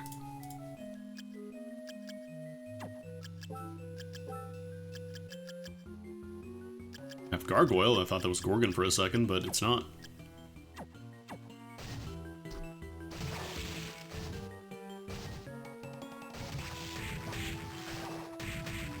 Yeah, mostly I just want more time. I just want more time and maybe more motivation to just do thing. Did Hammer sell souls? I don't think he does. I'm pretty sure he doesn't, but I'm gonna check just to make sure. So I want to say in the Aria reprise in the randomizer, in like the Ancient Cave mode, he does sell souls, I want to say. Gorgon? Gorgon? Gorgon? Gorgon? Gorgon? Gorgon? Gorgon? No. I checked the ceiling here, right? Yeah, I definitely would have done that. That's a free check. Oh god, do I just have to do a quick lap around the castle again? The seed's also going to be slow, not because I didn't find Black Panther, but because I can't remember which checks I've done. I think I might have made the mistake of just entering full Chatboy mode. Not Catboy, Chatboy. And forgetting to do all the checks I needed.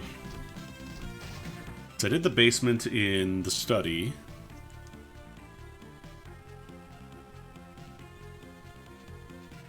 I'm pretty sure I did those secret walls, too. I must have entered a fugue state and just forgotten to check somewhere.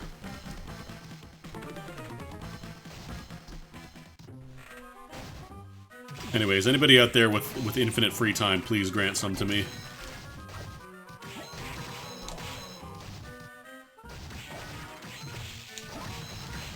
Yeah, I definitely have done all these checks. Like, these are all pretty free to do for the most part. And I checked the ceiling, it wasn't in there.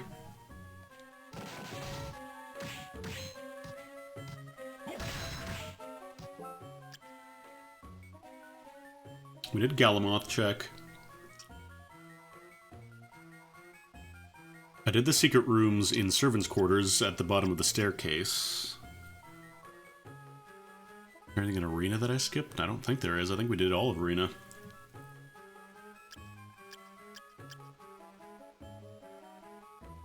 Either like Underwater or Floating Garden, I think, are the most likely candidates here, but I'm pretty sure I did all the... It might be the horizontal rooms, maybe.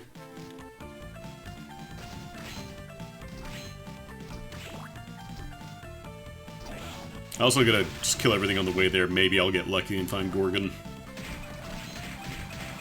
Because I don't think there's any more checks on the top floor that I need to do.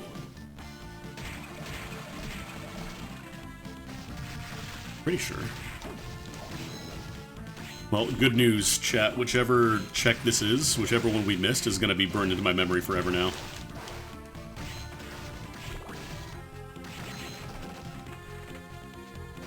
But we're going to learn together.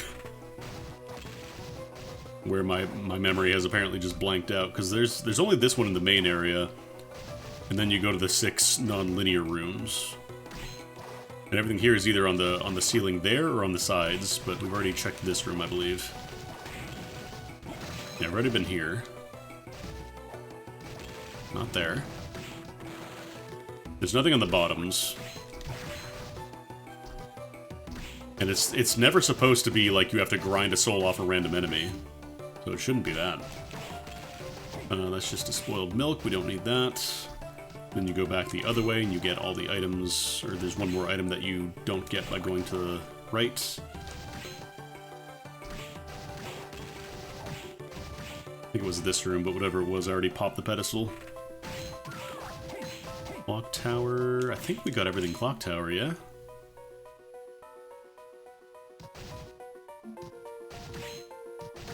I think I opened up the door from clock tower to top floor, so maybe I'll go check from there. Maybe I did miss a check up there. So we definitely have done the secret area. We did all those bonus rooms.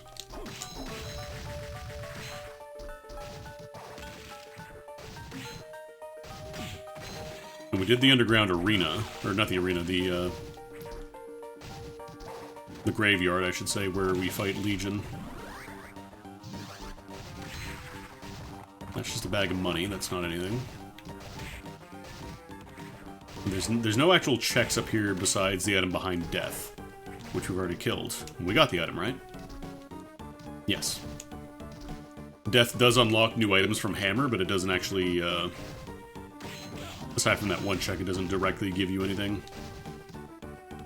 But I believe one of the item unlocks can be an ancient book, which is absolutely helpful, but... Oh, where could this check be? Oh, did I not open it? That was the last seed. Fuck, I never did that. I thought we were good. I have the teleport at least. Because you never have to guess. I mean, it's not that you wouldn't have to guess, it's just we need Gorgon.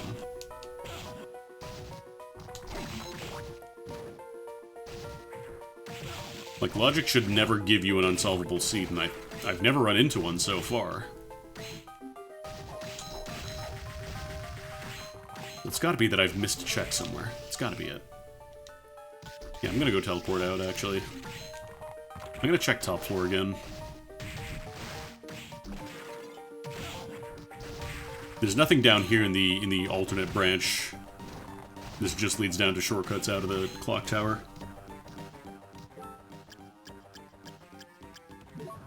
Did I miss an item right before Graham?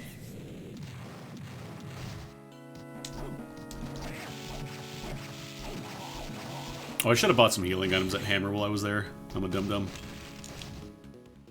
Yeah, because I got the item in the bottom left there. There's the hidden item in the ceiling, which I've already gotten, because that area is filled out on the map.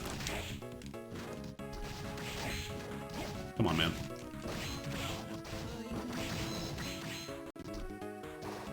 We check the Iron Golem secret. Let me open up the shortcut while I'm here.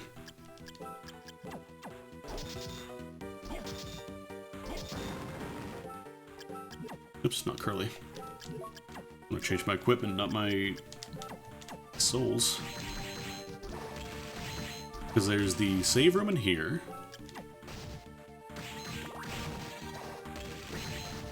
And then I think there's just the one item room. It's at the very top, which I've already checked. And there's no items before. It's not like a Symphony of the Night where there's an item, you know, in the ceiling or anything. Oh no, where did I miss?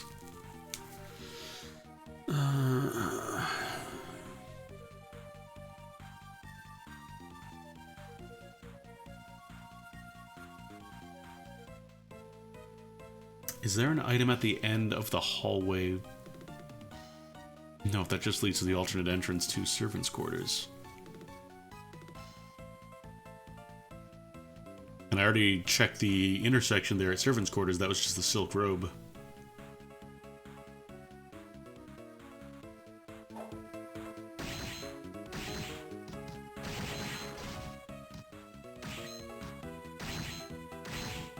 I must have missed something.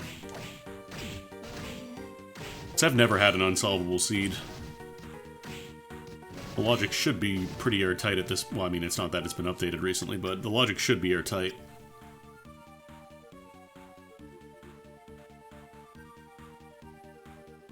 Like, underwater is the only other place I can really think of. I didn't really take the teleporter there, though. I was a fool.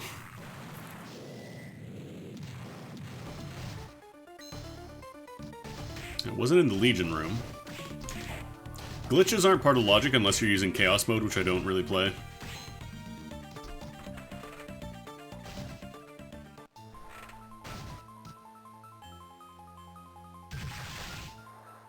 I did check the secret room down there. We did the entire Legion arena check. And like up here is a check, but we already got that. That was one of the pedestals.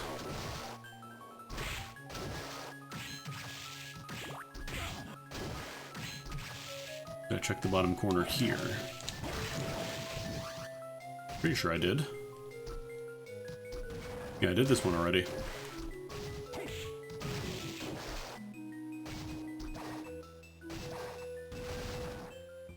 Yeah, we did check Forbidden Zone, because we could access that. This is just a warp room.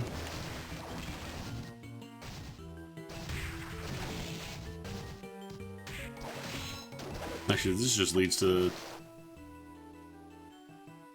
the waterfall area, which I've already checked all the stuff on the side. Where the hell could this be?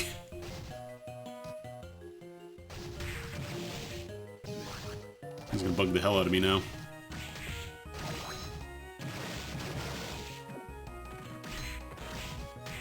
So I don't believe there's anything down this way.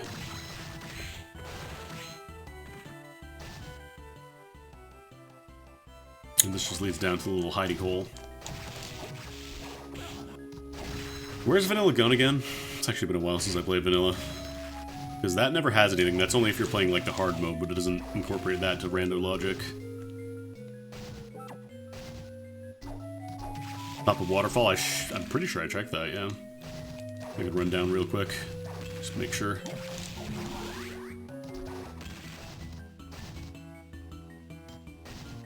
There's only one check in this room. It's behind the... Oh, it was there. Fuck, that's the one I missed. That was it. I went into this room, but you have to go behind the skull heads, the fish heads down here. That's what it was. Because I saw the room is complete on my map, so I thought I already checked that, but I entered a fugue state and I never went there. Cool. Well, that was a good waste of like 20 minutes. See, it could have been way faster. Oh well. We're in go mode, at least. I'll stop by Hammer on the way. Get some healing items.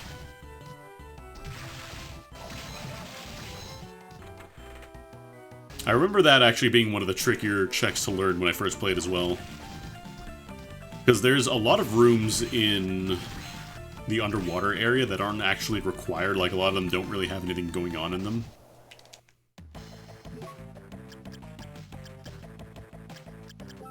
But, yeah, if you skip certain areas, like, you can go through them without actually doing the checks there, which is really risky. Because you look at your map like I did, and you think, oh yeah, I'm good to go. And you weren't actually good to go. Okay, we are good to go, though. I'm pretty sure that is every check in vanilla now.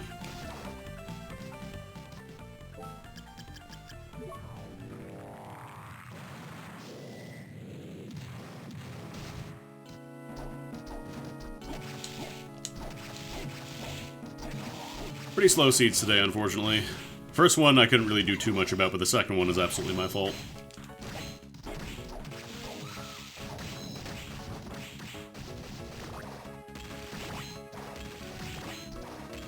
Let's just save so we don't have to do that nightmare again.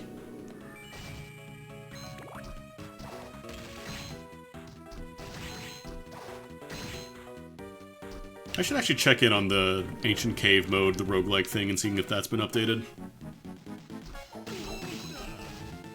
Switch to Curly.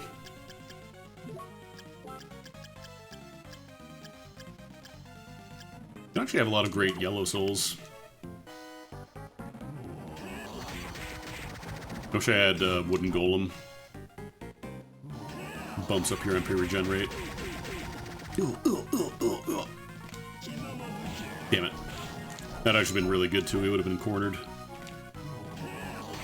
Yeah, that's just the one hit into meatball mode. Alright, switch out. So it was... Let me just confirm while we're already behind on time here. Heavily armed soldier, pretty sure that's great armor. Yeah, that's great armor. Gorgon. And then Wing Skeleton, the thing you start the game with. You'll love to see it.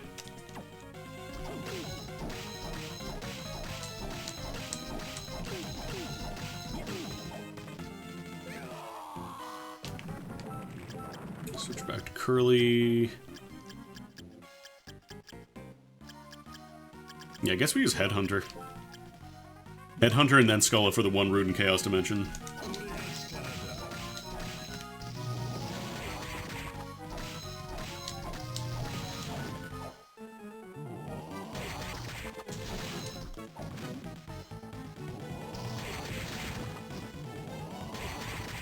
Alright, should be dead soon. Okay. Could you imagine if I get another Gorgon pedestal after this fight? How rude that would be.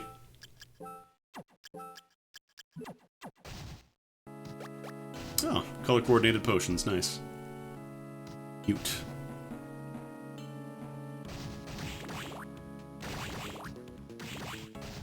I thought that was the save room. And this is the save room. I don't need to, but I just would rather be at full health considering the mess-ups I've been doing up till now. Okay. Good news is we're set for Julius, we've got Levitain, we've got Curly Soul.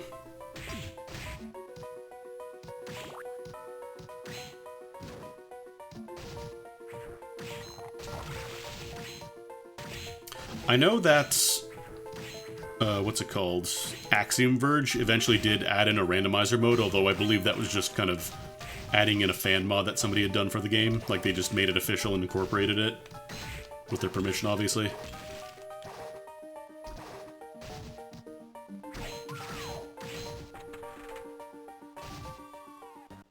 Weirdly enough, like, old Nintendo games used to have second quests a lot. Like, I think Metroid...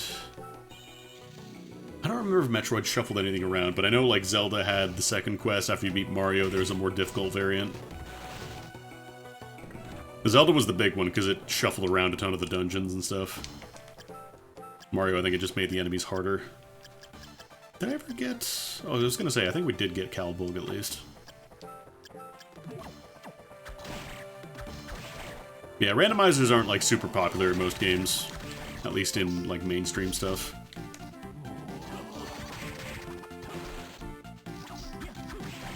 The only reason they did rando mode in Bloodstained, I think, is because they wanted to originally do a roguelike mode, but then they realized it'd be real difficult to make that work well with, like, the 3D engine and stuff. And not have it look bad, so they just like, yeah, we'll just do a randomizer instead. And to be fair, the randomizer logic wasn't perfect. But it's cool that they did it at least. They're still doing stuff for Bloodstained, too. Like, just the other day, they released a Shantae outfit for Miriam. As free DLC. I wonder if they promised that at some point, or if they're just doing it.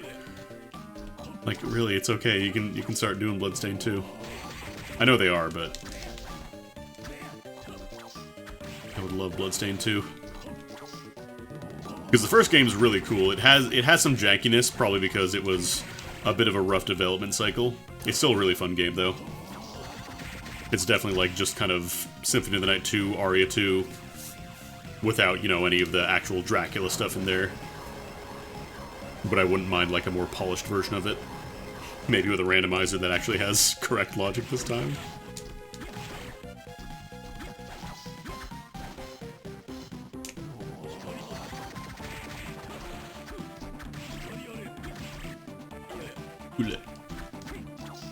Like, I want to keep using Curly, but I don't have as much MP recovery as I do, or as I did in the other seed. Switch to Black Panther, actually. I'll switch to Black Panther. It lets me move around easier, I say, as I take 2 hits directly to the face.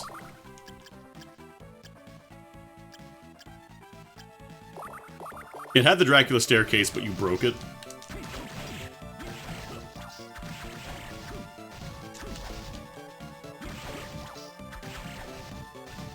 I do love how the final, or what you think is the final area, starts off with the Castlevania Game Over theme. Or the You Died theme, I should say, not the Game Over theme. Oh, I'm about to die. Speaking of dying. T-break, T-break. Oh, damn, I don't actually need that.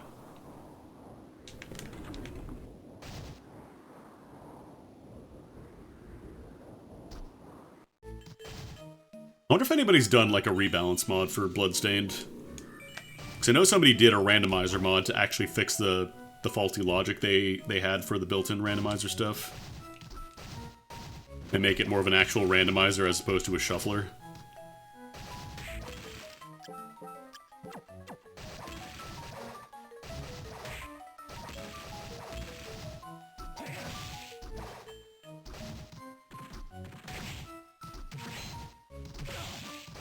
I remember firearms were kind of underwhelming, like you had to craft a lot of ammo for them to be effective, and in most cases it was just easier to use melee weapons. Needed to make, like, bullet drops more common or something. Or maybe you, like, regenerate bullets every time you hit enemies or something like that. That way you're not just, you know, sitting back from full screen and killing everything, but at the same time you're not never using your guns, if that makes sense.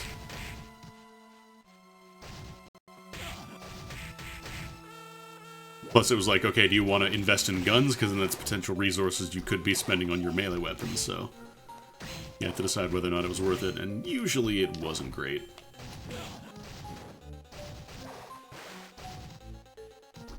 I don't want Satan's ring. No, I'll keep a black belt.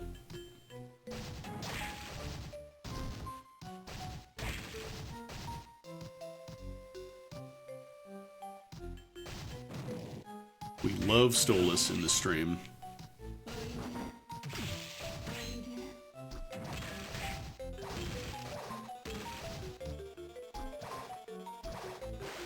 Okay.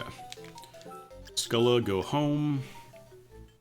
Headhunter is not even that great of a bonus, but honestly I don't really have much else. So Headhunter it is.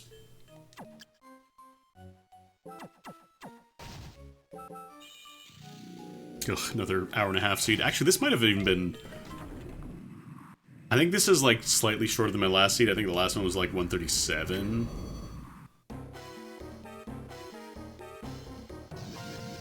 So this should be a little bit faster, but not by much. That'll happen when you completely mess up your routing and forget that you went into a room but never did a check there.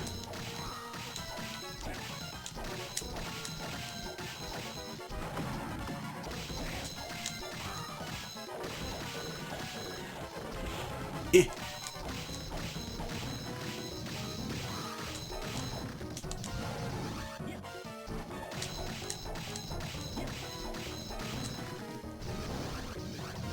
Alright, phase 2.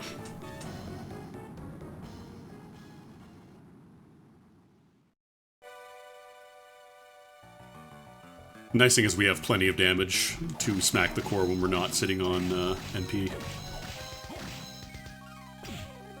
Warm, please.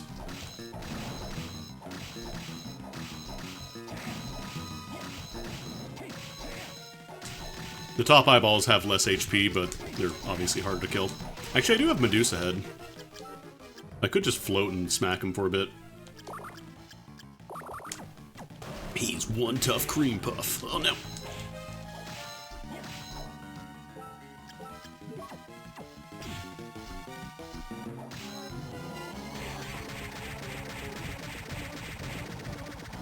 See, like, sometimes the worm just does that.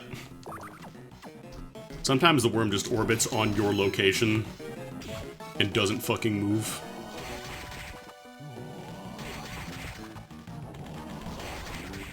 And there's not really much you can do about it because it's random.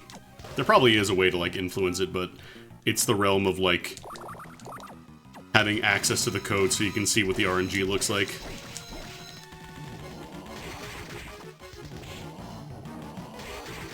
Like, I'm a Dracula, I'm not a scientist.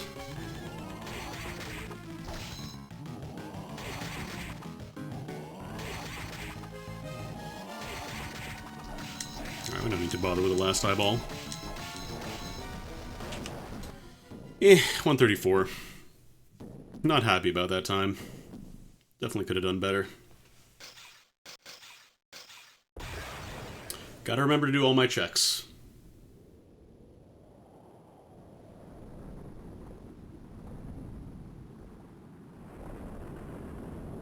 If you're not in go mode, you have to do every check, even if it seems pointless.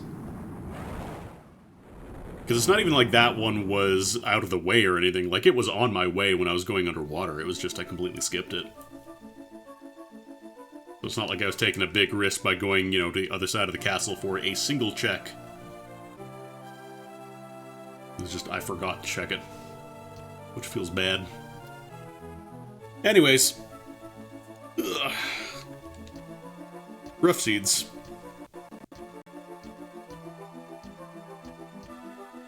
First one because it was no Black Panther seed, and second one was because I can't remember seed. But we got there. Anyways, let's see who's live right now.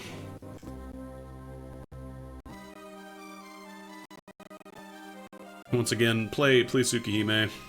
I'm gonna raid you over to Doc. He's playing some Contraband Police.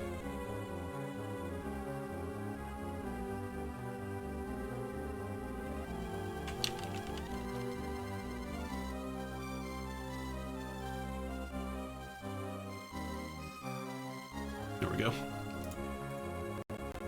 Yeah, thanks for stopping by, everybody. Tomorrow, you know what time it is?